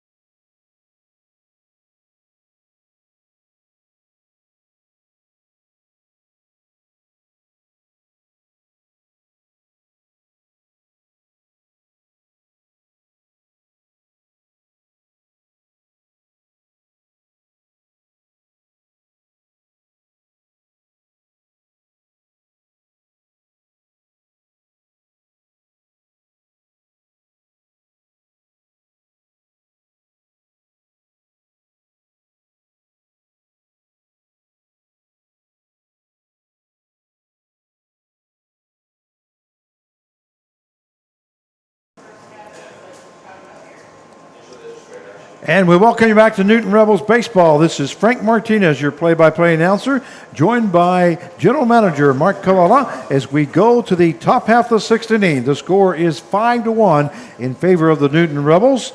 And we got a couple defensive changes now for the Rebels. Now playing shortstop will be Jaden Hanna, and moving over to third base is Andrew Brotman. Brotman's, he's definitely played a lot of third base. And Jack Rector getting ready to start his 6th inning of work. His first batter will be the left fielder, number 23, Gustafson. Gustafson swings at the first pitch as the count now goes to no balls and 1 strike here in the top half of the 6th inning. 5-1 to score in favor of the Rebels. And here is Rector's pitch. That one in there for call, strike 2. Great pitch there by Jack Rector. Working ahead. That's what we talked about. Yes, that's what he needs to work on, and that's what he's doing. And here is Rector's pitch. That one lifted foul along the third base side. over the dugout, and the count will stay at no balls and 2 strikes. This is good work. Right now, work on your 0-2 pitches. You don't want to be too fine, too nice right down the middle or anything like that, because right now he's Gustafson. He's in a right now he's in that defensive mode. And here's Rector's pitch. That one hits There. the outside corner. What a great pitch here by Jack Rector as he records the first out here in the top half of the 6th inning with a strikeout for out number 1, and that is the 8th strikeout recorded by Jack Rector. Yeah, and that was something outside away. As you could see, Gustafson just watched it, tried to follow it all the way, but great pitch. That will bring up the catcher number 40, Henderson. First ball is hit to Hannah. Hannah bobbles it, but it comes up throwing to first base. Whoa. Oh, they called him safe. Oh, my. And I think home plate umpire didn't agree with that one. Yeah, Look at him. No, I mean, Wow. that's like I said. If we had instant replay, that Now batting number 10. we do on our camera, right, Frank? Can we go back? I don't know, but Well, we do, but I just haven't had a chance to figure out how it works. That was a base hit. Yeah. Okay. That's a base hit by Henderson. So they record their 4th hit of the ball game. There'll be a runner on at first base now with 1 down. That will bring up the first baseman number 10, Wilson. First pitch by Rector misses high for ball 1. Looked like Hannah got handcuffed just a little bit on that bounce, and Yeah. but by the time he came up throwing, it was an awful close play at first base. Let me just put it that way. That one misses high for ball 2. not much. I mean, No, it wasn't. No, that's I actually thought he was. What's the other word for not safe? yeah. No, he was Or not out, I mean. yeah, not out. There's the pitch. Now swing and a miss there by Wilson as the count now goes to 2 balls and 1 strike. That's why you watch some of the the divisions like NCAA. You're watching watch the World Series and D1 World Series. You're watching the pros, and they can do that. Hey, let's look. There's the throw over to first base, and safely is Henderson. And I'm pretty sure if we did have instant replay. That Well, I did watch YouTube on that for production truck on a replay. They do have it. huh?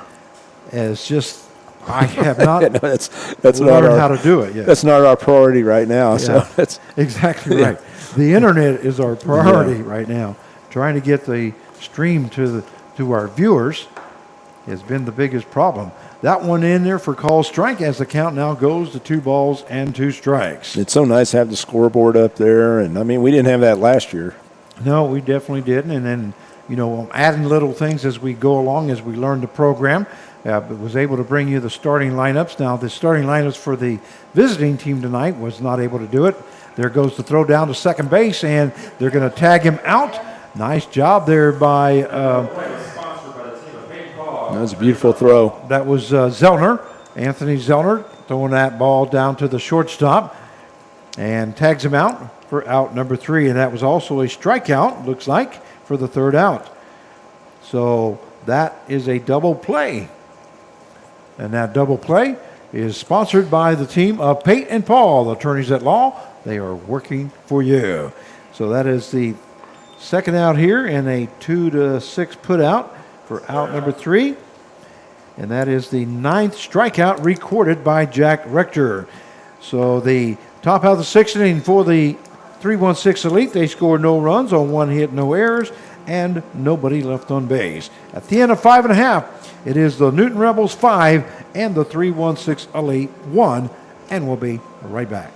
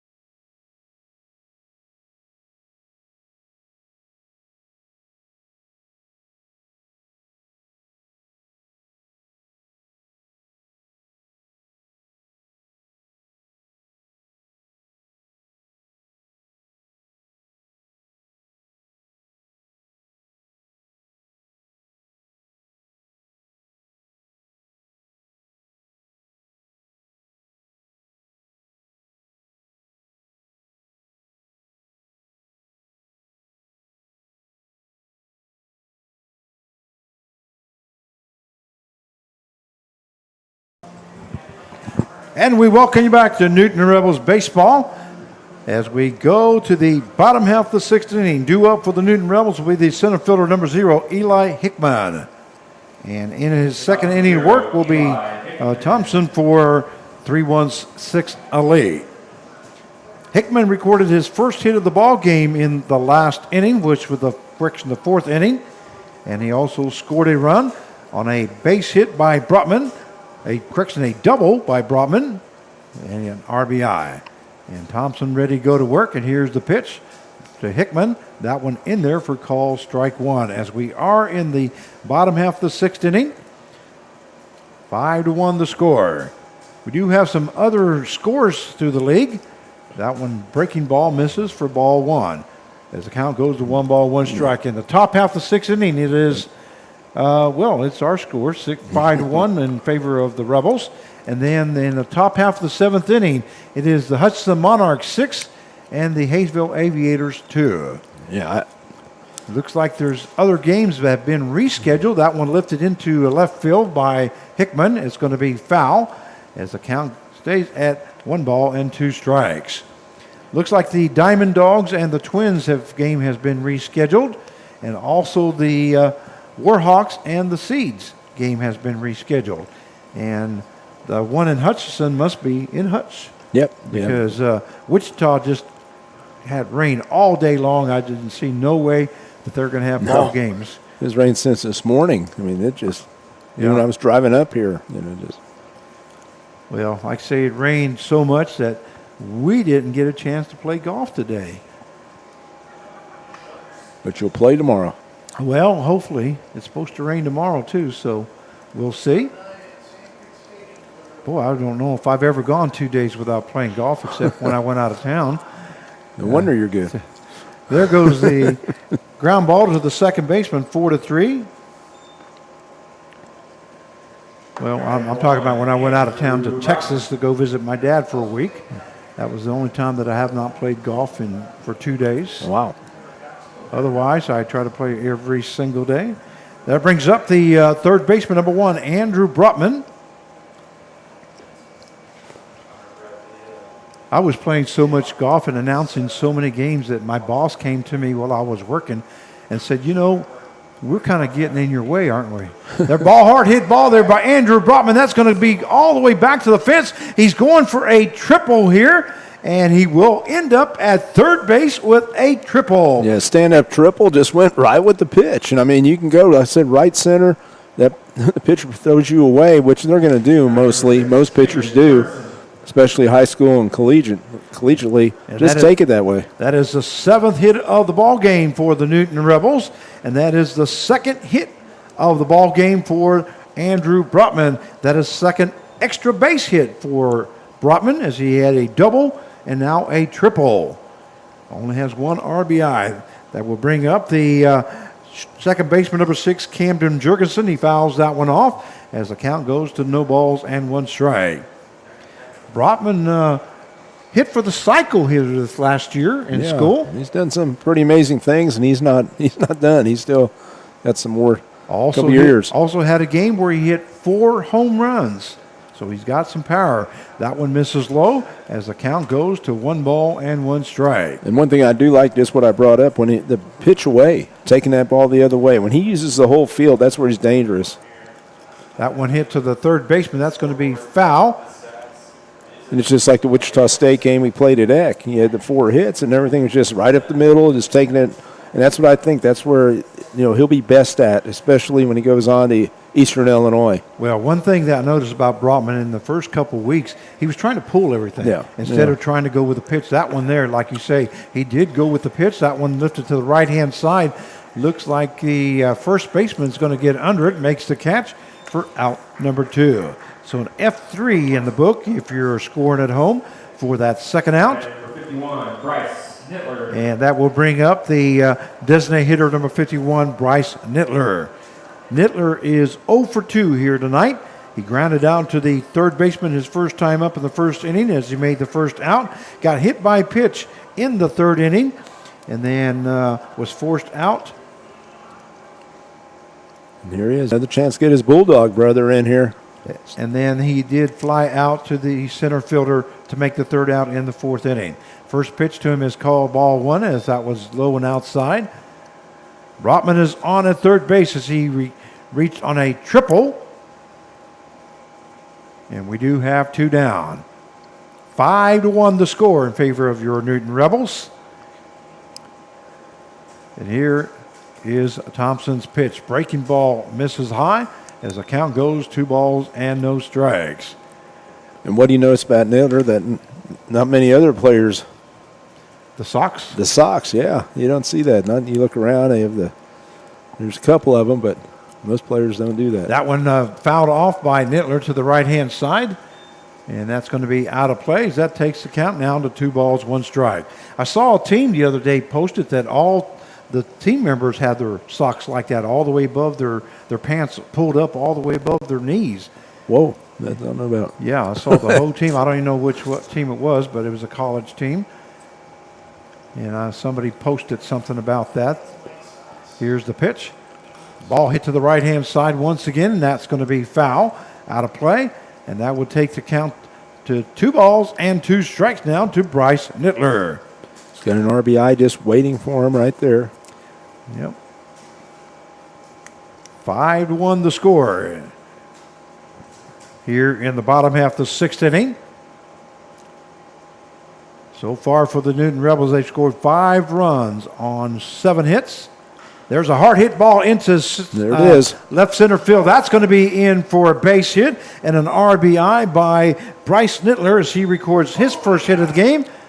And he's going to be safe at second base as he rounded first base and hustled down to second. And the throw was just a little bit late there as the second baseman dropped the ball. And in safely for a double is Bryce Nittler and an RBI. Scoring from third base was Andrew Brotman. 6-1 now the score with a runner on at second base and 2 down. That will bring up the third baseman, Jaden Hanna.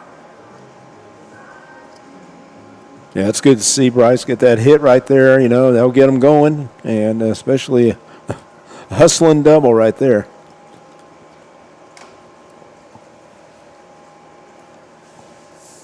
Hanna wearing number 11. And he's ready to go to work his first time at the plate. That one lifted to the third base side. It's going to be the shortstop, looks like. He's going to get under it, makes the catch for out number 1. So an F6 is in the books now, but not before the Newton Rebels score 1 more run. And they had a total of 2 hits, no errors, and 1 left on base. At the end of 6 innings of play, it is the Newton Rebels 6 and the 316 Elite 1, and we'll be right back.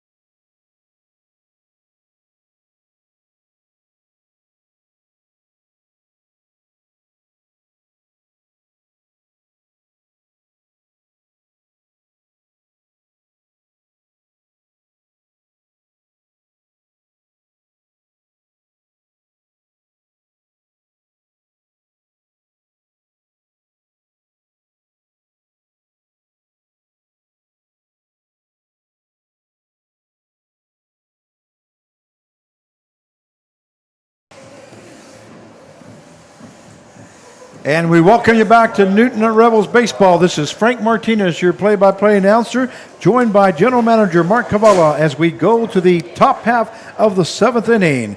And looks like we're going to have a new pitcher now for the Newton Rebels. Now coming in to pitch will be number 30, Spencer Maley. Yeah, Maley from Goddard, Kansas, 6'5", 210 pounds from Butler County Community College, and a freshman. And he's one of the pitchers that's definitely showed some improvement, Frank. He keeps going on. The summer goes, and I'd like to see, especially in July, I saw some very good outings from him lately. So that is it for Jack Rector as he goes 6 innings, gives up 1 run on 4 hits, and he had a total of 9 strikeouts this evening. So a great job there by Jack Rector for the Newton Rebels here this evening as he goes 6 complete innings.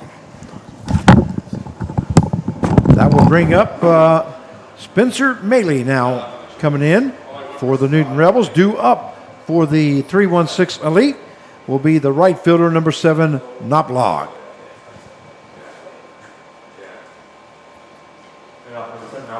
So Knobloch will be coming up here in the top half of the 7th inning. 6-1 is the score in favor of your Rebels. So Spencer Maley ready to go to work here in the top half of the 7th. And here's his first pitch. That one fouled off there by Knobloch as the count goes no balls, 1 strike. Fastball there by Maley. Tried to run that one by Knobloch, but he was able to get a piece of it and fouled it off. It's good to see the improvement in the pitchers. I mean, just coming right after our guys right now. I mean, they're the team right now, but they're coming in there and they're, throwing strikes. Here's Maley's pitch. That one misses inside as the count now goes to 1 ball and 1 strike. Once again, top half of the 7th inning, 6-1 the score in favor of your Newton Rebels. And Maley has appeared in 10 ball games, has started 1. Here's the pitch. That one right across the knees as that count goes to 1 ball, 2 strikes. He has pitched 20 1/3 innings, has given up a total of 28 hits, 21 runs, 19 earned runs. He has walked 26. Let's see. I'm sorry, 11. Sorry, Frank, but ground ball to Broutman, good play right there, 5-3. Okay. Throwing it across. A Sorry 5-3 about that. put out for out number 1. Let me go back and redo that because he has only given up 16 runs. I earned runs, that is. 11 base on balls, 18 strikeouts. And he comes in with a 7.08 ERA. That brings up Rios, the third baseman. As we have 1 down now. Oh, number 4, correct? Okay, number 4. That's Drake. Drake. Drake? Yep. Okay, we have Drake now batting for the 316 Elite, number 4.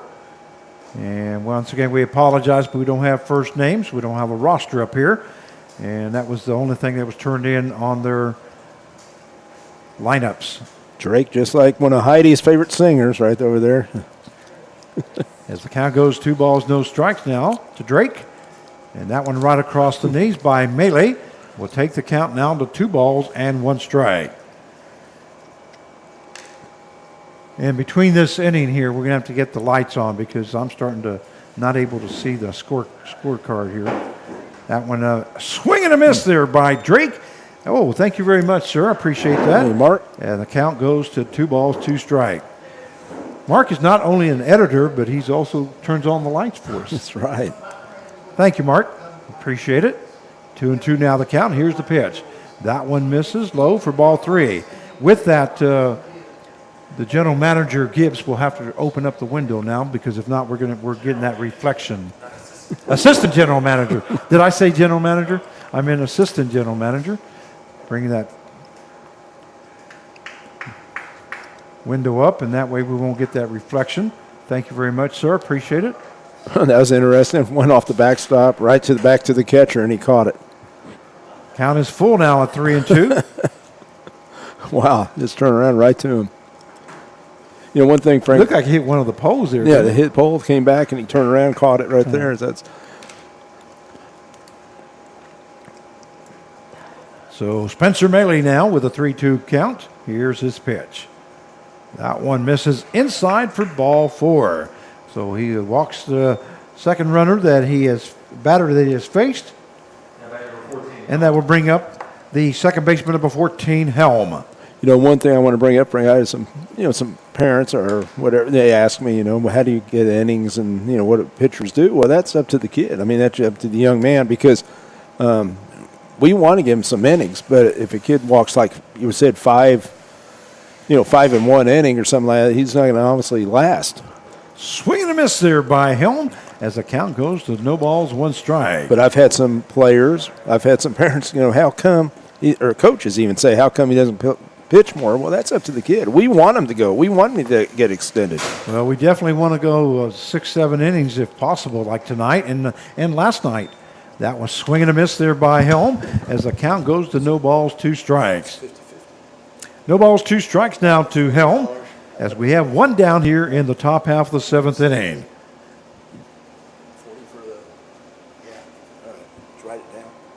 Maley taking a long look at first base, and then meanwhile the umpire calls timeout as Helm asks for the timeout. 0-2 the count now to Helm. He's playing second base this evening for 3-1-6 Elite. 170. And here's the pitch. That one lifted into left center field. Left fielder Hockett will make the catch and goes to first base, but it's going to be off the bag. It's a little off. Whoa, what a great throw there by Hockett as he saw that the first base, runner, Drake had drifted down towards second base, and then he threw the strike over to Thor, but off the bag. Yeah, just a strong throw, just turn around and threw it over there, and, just a little off where Thor had to come off the bag. So we have 2 down now, and that will bring up the center fielder, number 27, Romeg. Number 11 now. Okay, pinch hitter, number 11. That is Gillig. Gillick now coming in to pinch hit. Yes. That ball hit to the shortstop, Hannah. Hannah tosses to second base for the forced out. So we have a fielder's choice and a 6-4 put out for the third out. And the top half of the 7th inning for 3-1-6 Elite. They scored no runs on no hits, no errors, and 1 left on base. At the end of 6.5, it is the Newton Rebels 6 and the 3-1-6 Elite 1. And we'll be right back.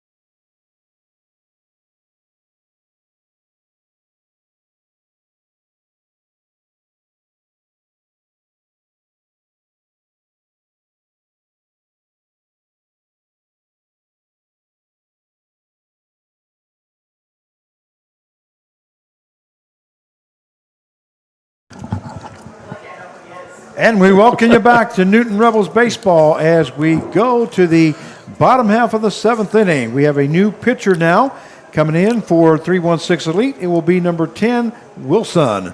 Wilson now on the mound for 3-1-6 Elite. Now playing first base will be number 11, Gillick. Throw down to second base, and we're ready to get started with the bottom half of the 7th inning. Due up for the Newton Rebels will be the first baseman, number 44, Carson Thor. Thor is 1 for 3 here tonight. He hit into a double play his last time up, a 6-4-6-4-3. As Hannah had reached on with a base hit. It's good seeing a lot of different players playing today. Last couple of nights, and Coach Clark wants to see some guys what they can do.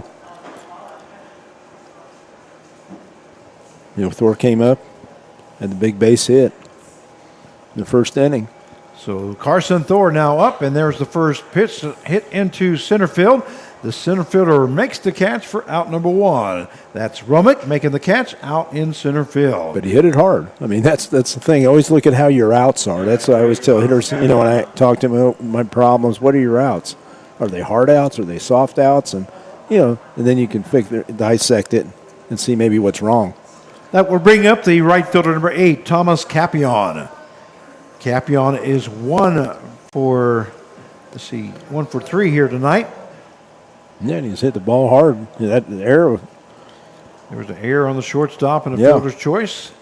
That one hit hard there by Capion. Romick backing up, makes the catch for out number 2. I believe that's only 2 pitches, isn't it? Keeping them busy out there in center field. So we have 2 down now here in the bottom half of the 7th inning.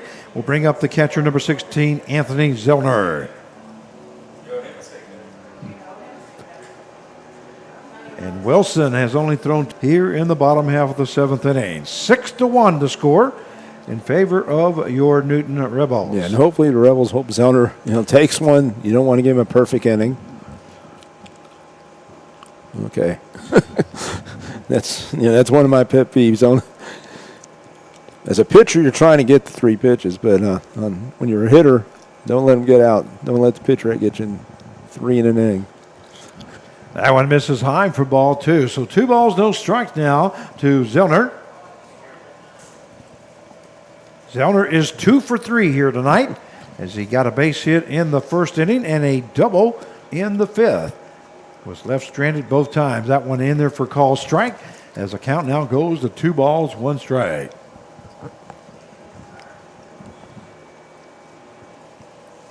It's good to see Zellner start getting the offense going. That one hit hard there by Whoa. Zellner, and the right fielder came in and slipped, and that's going to be over his head. And Zellner now going to third base, and he will be in with a triple as the right fielder came in and slipped down and just stuck his glove out but was not able to get to it. That was Knobloch. And wow, a single, double, and a triple. That is I believe the 9th or 10th hit of the ball game, but we'll see. That will bring up the left fielder, number 10, Ricky Hockett. So runner on at third base now with 2 down. Here in the bottom half of the 7th inning, Zellner has got a single in the 1st, a double in the 5th, and a triple here in the 7th. That brings up the left fielder, number 10, Ricky Hockett. What happened to Hockett there? That was Just foul ball? right down the right field line, but just foul. Okay. Being aggressive, though, right there. He's, like I said, he's trying to get his timing down. He's staying aggressive. So no balls, 1 strike now to Ricky Hockett. As we are in the bottom half of the 7th inning. 6-1 the score, but we do have a runner on at third base. That one misses outside as the count goes to 1 ball, 1 strike. Wow, they said heavy rains near Park City, Kansas. Wow. Where I live at. That one takes the glove off of the catcher, Henderson. Hope it's not moving this way, is it? Yeah, hopefully not. I don't know. It just says heavy rain. Skies, everything looks beautiful over there. Just looking at the sunset. Count goes to 2 balls, 1 strike. Once again, Park City is just about 15 miles or so away from Newton, directly south on 135. That one misses for ball 3. So 3 balls, 1 strike now to Ricky Hockett. Right fielder here this evening for the Rebels. That one hit hard into center field. That should be falling in for a base hit. And another run scores. That is the first hit of the ball game for Ricky Hockett and an RBI. And right there, Frank, we're talking about him being hesitant with his swing. He attacked that right there, and it's right up the middle, which we said that's what we want to do with a pitch right down the middle. But he attacked it. He wasn't hesitant. But I felt before he's a lot more hesitant in his swing. It's good to see him get that hit, get an RBI. That's what we talked about, getting to keep scoring. Look at that, 1-1-1-1. So, and that will bring up the center fielder, number 0, Eli Hickman. So 7-1 now the score in favor of your Newton Rebels, as Hockett just recorded a base hit and an RBI. First pitch to Hickman is called strike 1.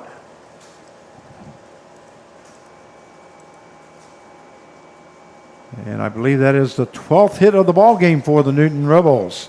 And here's the pitch. That one hit hard into right field. Right fielder backing up. And looks like this time he will get under it, makes the catch for out number 3. So an F9 in the books. And the bottom half of the 7th inning for the Newton Rebels, they score 1 run on 2 hits, no errors, and 1 left on base. At the end of 7 innings of play, it is the Newton Rebels 7 and the 316 Elite 1. And we'll be right back. But first of all, that play at the plate was sponsored by Colonel Tim Mahler family in honor of the Kansas National Guard, your home team. Always ready, always there. And we'll be right back.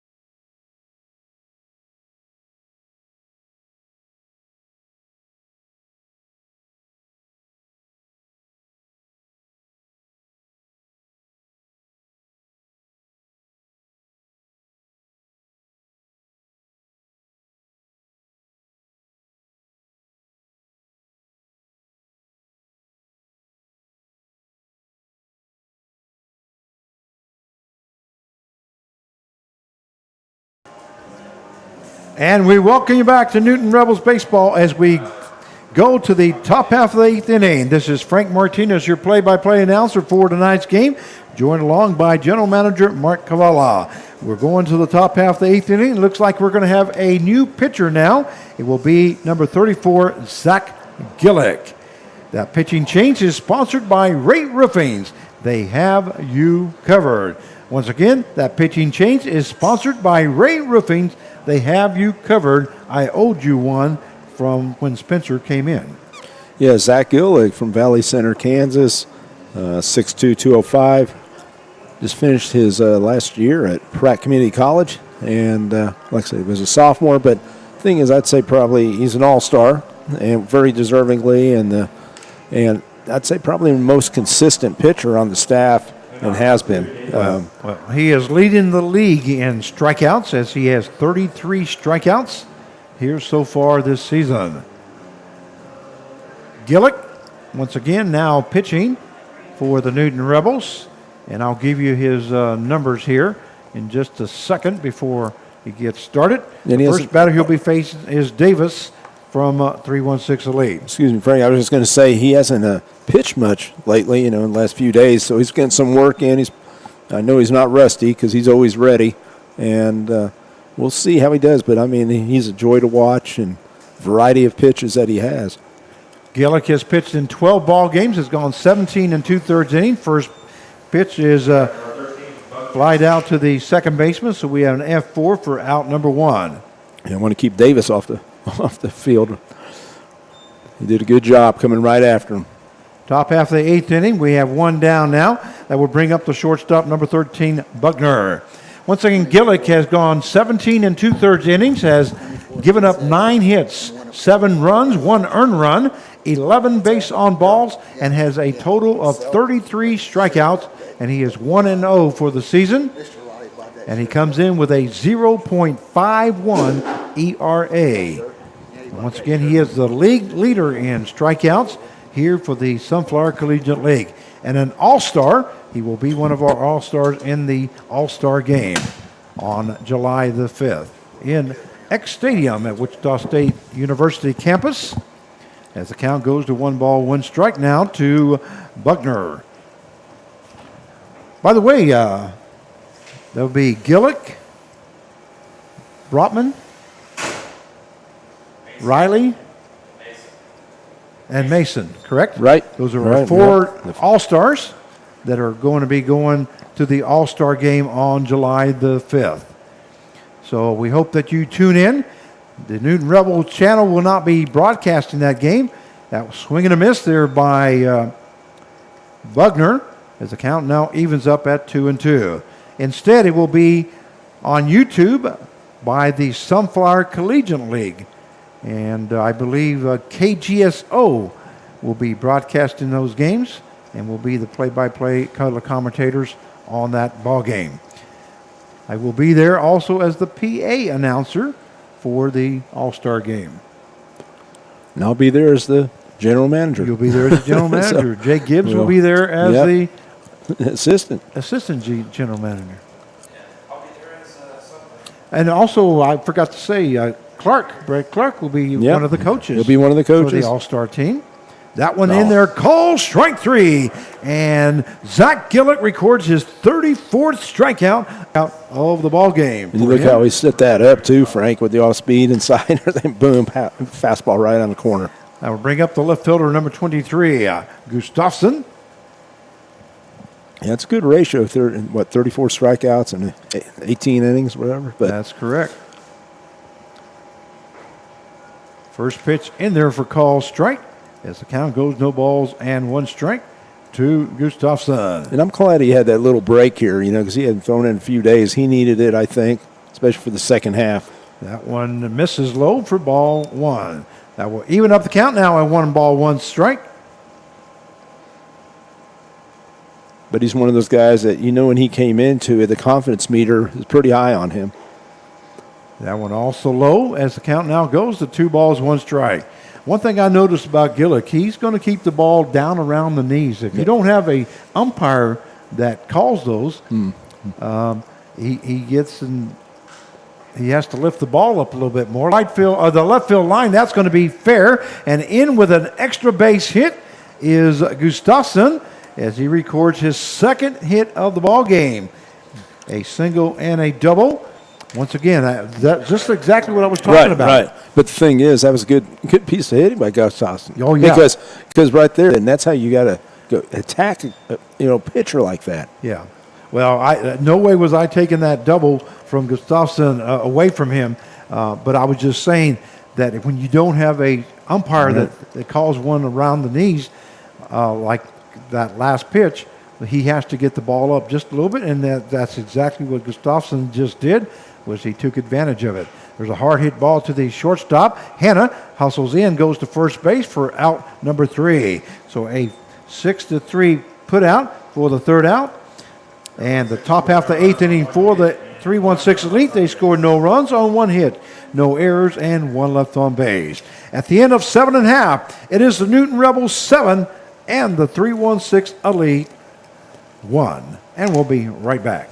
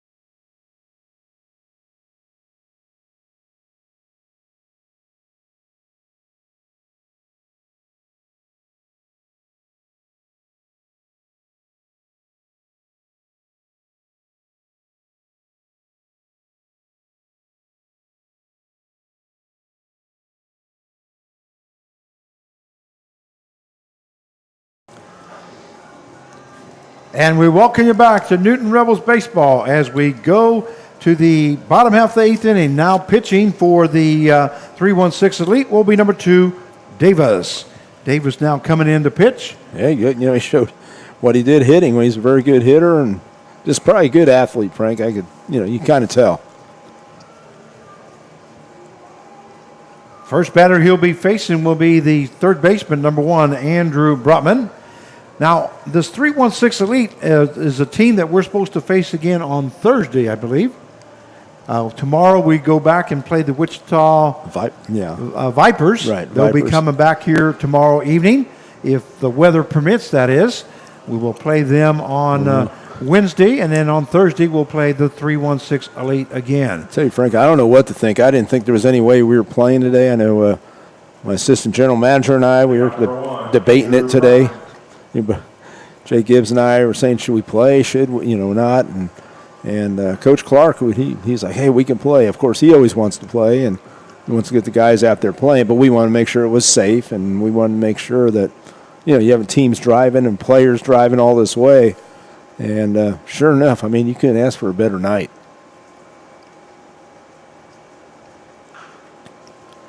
Brotman swinging at that. Foul ball. Yeah, foul ball there by Brotman. As the count goes to no balls and 1 strike here in the bottom half of the 8th inning. 7-1 is the score in favor of your Newton Rebels. And Davis now on the mound for 3-1-6 Elite. And here's Davis' pitch. That one misses outside as the count will even up now at 1 ball, 1 strike.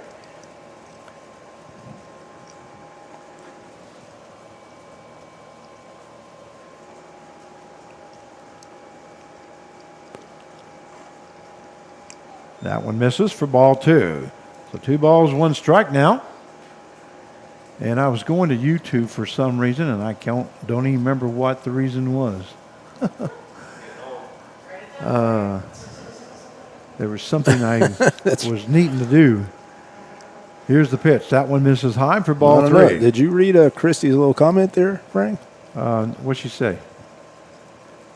Once you say it because I can't. Once a Bulldog, always a Bulldog. And like I said, I'm an very old Bulldog, and I'll always be a Bulldog. So, I mean, That one misses for ball 4, and going to first base will be Brotman on a walk. So the first batter gets a walk here in the bottom half of the 8th inning. That will bring up the second baseman, number 6, Camden Jurgensen. Matter of fact, Frank, the school that when I was in Ark City, it's not even there, it doesn't exist anymore. Well, I'm going to tell you this right now. You guys took that away from us. It is once a Redskin, always a Redskin. Is that what it is? That's the way it is. No, that's good. And that is the North High Redskins, class of 19. Yes. I'm not going to say it. I agree. I mean, I know a lot of North Redskins. There goes the throw down to second base, and in safely is Andrew Brotman. Actually, I will say it because I'm very proud of it. We are the class of 1973. You weren't even thought of yet. I said 76. You were close. 1973, class of 73. North High Redskin. Yeah, I mean, that's, like I said, I know a lot of North High Redskins, a lot of good people there. I'm just thinking about this. A lot of these kids weren't even born yet. And that's what got me about my coaching and, coaching all these years and kids telling you, I've been coaching longer than you've been born, and you're telling me, Ball hits the second baseman. Second baseman goes to the right side, falls down, throws a strike over to first for out number 1. So a 4-3 put out by that second baseman, Helm. And moving over to third base was Brotman. That's a good job there, getting them over, and that's one of the things that you have to keep doing. If you're making an out, that's a productive out. So we have 1 out now. That will bring Bryce Nittler. Now it's up to Bryce right now, especially with 1 out. My goal always as coach to get that runner on third base with 1 out. First pitch to him is in there for call strike 1. If we execute, we should get that run in. I think what I was going over there for was for the scores. We have that one hit hard to the right-hand side. It's going to be in foul territory, I believe. So the count will now go to no balls and 2 strikes. In the bottom half of the 8th inning now, it's the Hutchinson Monarchs 7 and the Hayesville Aviators 2. That's the same score that was earlier. Kind of one thing here where Bryce looks at it, just put the ball in play. I mean, the middle infield, everybody's playing kind of back. Even third base is back. The whole infield's back. Even if he rolls over, you're going to score a run. We noticed that there's about 21 people watching here this evening. We hope you have enjoyed the broadcast. There's a swing and a miss there by Nittler, and he goes down swinging for out number 2. First strikeout recorded by Davis, as we have 2 down now here in the bottom half of the 8th inning. That will bring up the third base, the shortstop, number 11, Jaden Hanna. Yeah, and I was going to say right there, Bryce had his swing wasn't bad, just the timing. I think his timing just still needs to get there. And let's see here, Christy Brotman says, yeah, all 3 of us graduated from I'm sure she's talking about Arc City. Arc City High School. Middle School. Or me and both Brockman and his brother. 94, or 18 and 20. Okay. There's the ball hit into left field. That one caught for out number 3. So an F7 now in the books. Bottom half of the 8th inning for the Newton Rebels. They scored no runs on no hits, no errors, and 1 left on base. At the end of 8 innings of play, it is the Newton Rebels 7 and the 316 Elite 1, and we'll be right back.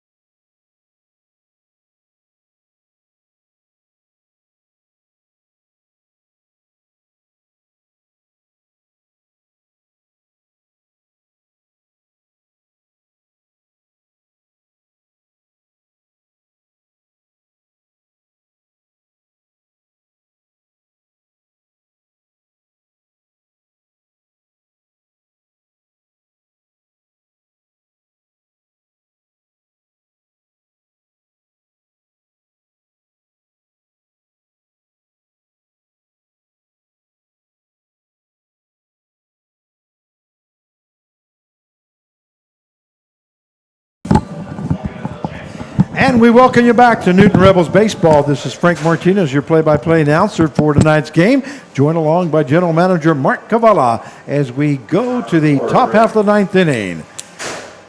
Due up now for the 316 Elite will be the pitcher number 10, Wilson. Correction, it'll be number 4.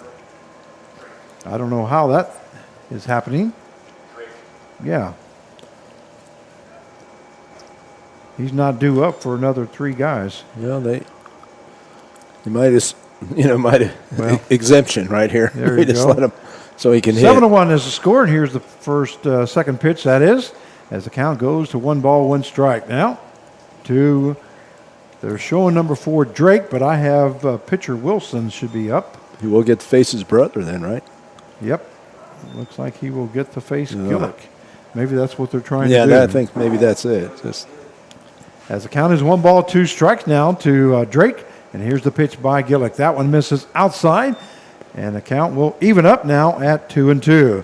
Looks like Gillick tried to overthrow that one there just a little bit. They just let his movement. He has such great movement on slider and changeup, and he's got like 4 pitches. And here's the pitch by Gillick. That one a swing and a miss there by Drake as he goes down swinging for out number 1. And that is the second strikeout of the ball game and the 35th strikeout for Zach Gillick here this season. Gillick. You hear the crowd out and there. the fans are going wild Yeah. out there. I can hear them as Zach Gillick will be facing his younger brother, Alec Gillick. Swing and a miss there by Gillick as the count goes to no balls and 1 strike. 1 out. Well, this is a family rivalry here. Yeah, that's like the loudest crowd we've Sounds had. like the Gillicks are all down below us here. For most of Valley Center, I don't know. But Here's the pitch. Swing and a miss there by Gillick as the count now goes to no balls and 2 strikes. So Zach Gillick, and he smiles at him. Zach Gillick facing Alex Gillick. it's good experience, though, for both of them. And the count is no balls, 2 strikes. And here's the pitch. That's swing and a miss, and Gillick goes down for out number 2 here in the 9th inning. Little brother is like, he's wanting them to know who the big brother is, and they'll get top. And then guess what? In a couple of years, it's probably turned around. It's going to bring up now number 10, Wilson, who was due up in the 9th inning, but he will get the bat now. And that was good sportsmanship there by both teams to allow Gillick to face Gillick. That one, first pitch, outside corner, first call, strike 1. And that's something you don't see a lot, brother versus brother. And here's the pitch. That one hits to the right-hand side and looks like the Thor goes to Gillick for out number 3, and that is the ball game. That is a 3-1 play for the third out. And the final score is the Newton Rebels 7 and the 316 Elite Jones team 1. Well, Mark, looks like the Newton Rebels get another victory here this evening. That's a 2-game win streak now for the Rebels. And we're going to cut it over to us. We'll let you watch the handshakes between the two teams. Once again, we will be playing this team, the 316 Elite Jones team, on Thursday, depending on the weather. Tomorrow evening, the Wichita Vipers come back to Newton Rebels, and they will be facing them then. So we're going to cut over to us here. I do want to see the Gillicks shake hands here. Let's see what happens here. There goes Gillick, and there goes Gillick. There he is. There's not only a handshake, but a hug by the Gillick boys. That's, Brick Brother has those rights right now, so.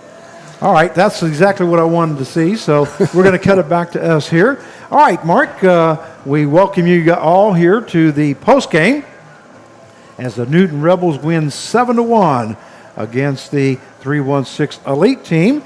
And we're going to have players of the game. But before we go anywhere, Mark, you know how important the sponsors are, so we want to thank our sponsors. For the Plays of the Plate are sponsored by the Colonel Tim Mahler family in honor of the Kansas National Guard. Your home team always ready, always there. Double Plays tonight were sponsored by the team of Pate and Paul, the attorneys at law, working for you. I'd like to thank our pitching chain sponsors, Ray Roofing. They have you covered. Any doubles tonight, which we did have, are sponsored by the Cobra Enterprise Store and Stuff and Realty Connections. Home runs are sponsored by the John Odeman family, proud friends of the Newton Rebels. And our great plays of the game, or players of the game, is sponsored by the Carl Hodges and family. The Rebels tradition continues since the year 2000. Also, we'd like to thank Back Alley Pizza for sponsoring our pizza giveaways here at all our home games. And future pizzas for us. And who's here first for our player of the game? We're going to have, we decided on 2 players, right? We have Anthony Zellner, and also the pitcher is going to be Jack Rector. Who we got here first? All right. Well, go ahead and let him have it. Let's welcome in our player of the game.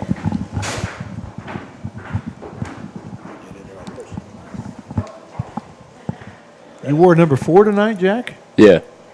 Very good job. Then we know who you are. Okay, Jack Rector is our player of the game. He ended up going 6 innings tonight. First of all, congratulations on being player of the game. You gave up 1 run on 4 hits.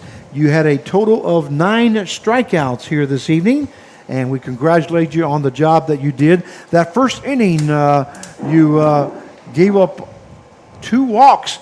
And we thought he's going to have to just calm down, take a deep breath. You had the bases loaded with 1 out, and you came back and you struck out the next 2 batters on Knobloch and Rios to settle down, and only gave up 1 run. So we thought you did a great job, and for that reason, we have chosen you by you going 6 innings.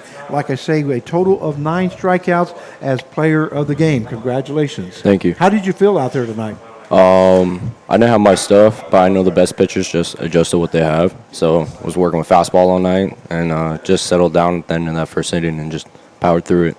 Well, you showed a lot of composure in that first inning, like I say, coming back, and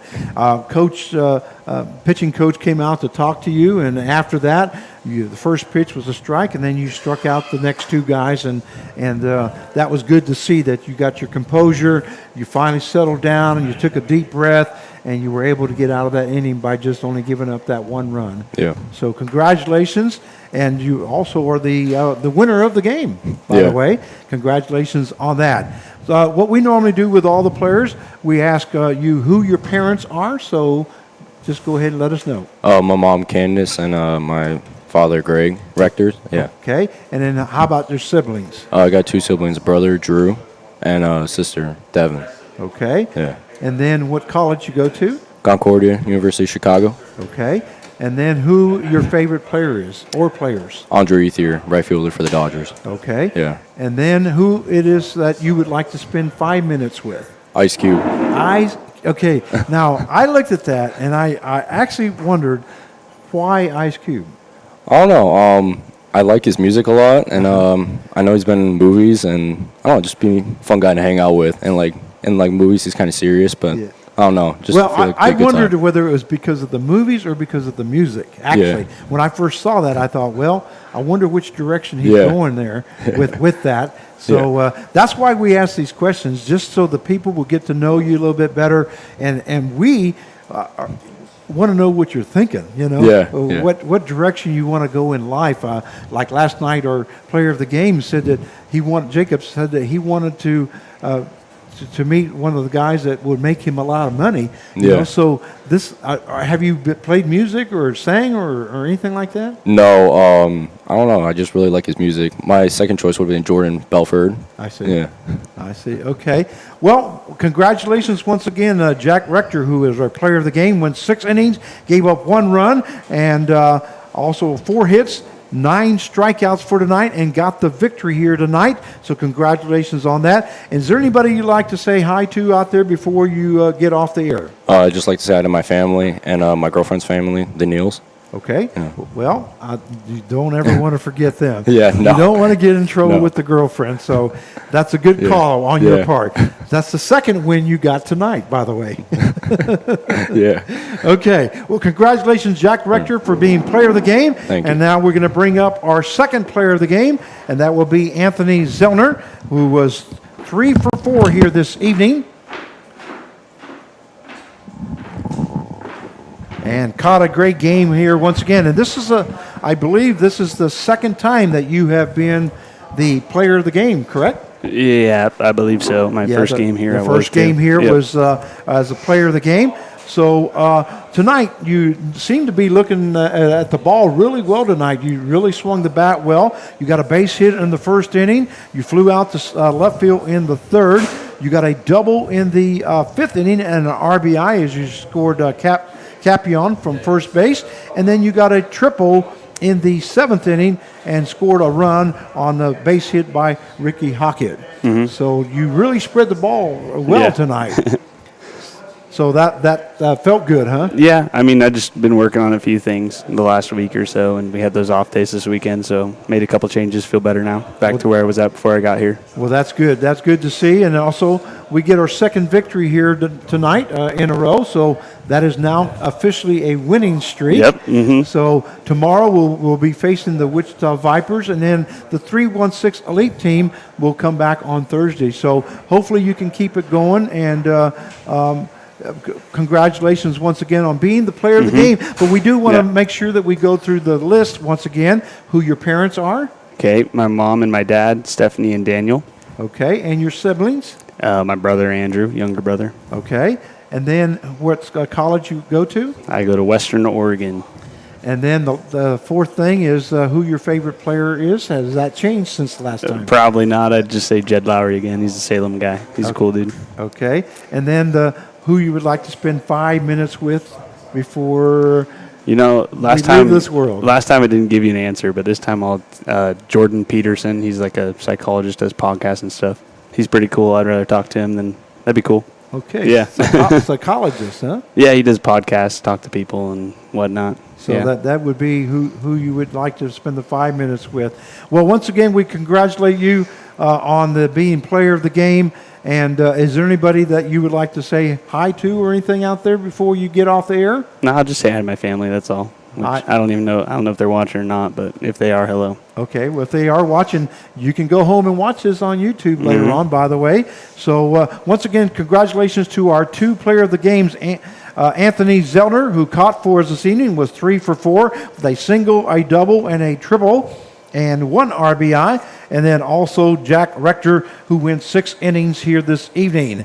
Once again, I'd like to thank all our sponsors, the Tim Mahler family, in honor of the Kansas National Guard. Also the team of Pate and Paul, attorneys at law. Ray Roofing, they have you covered.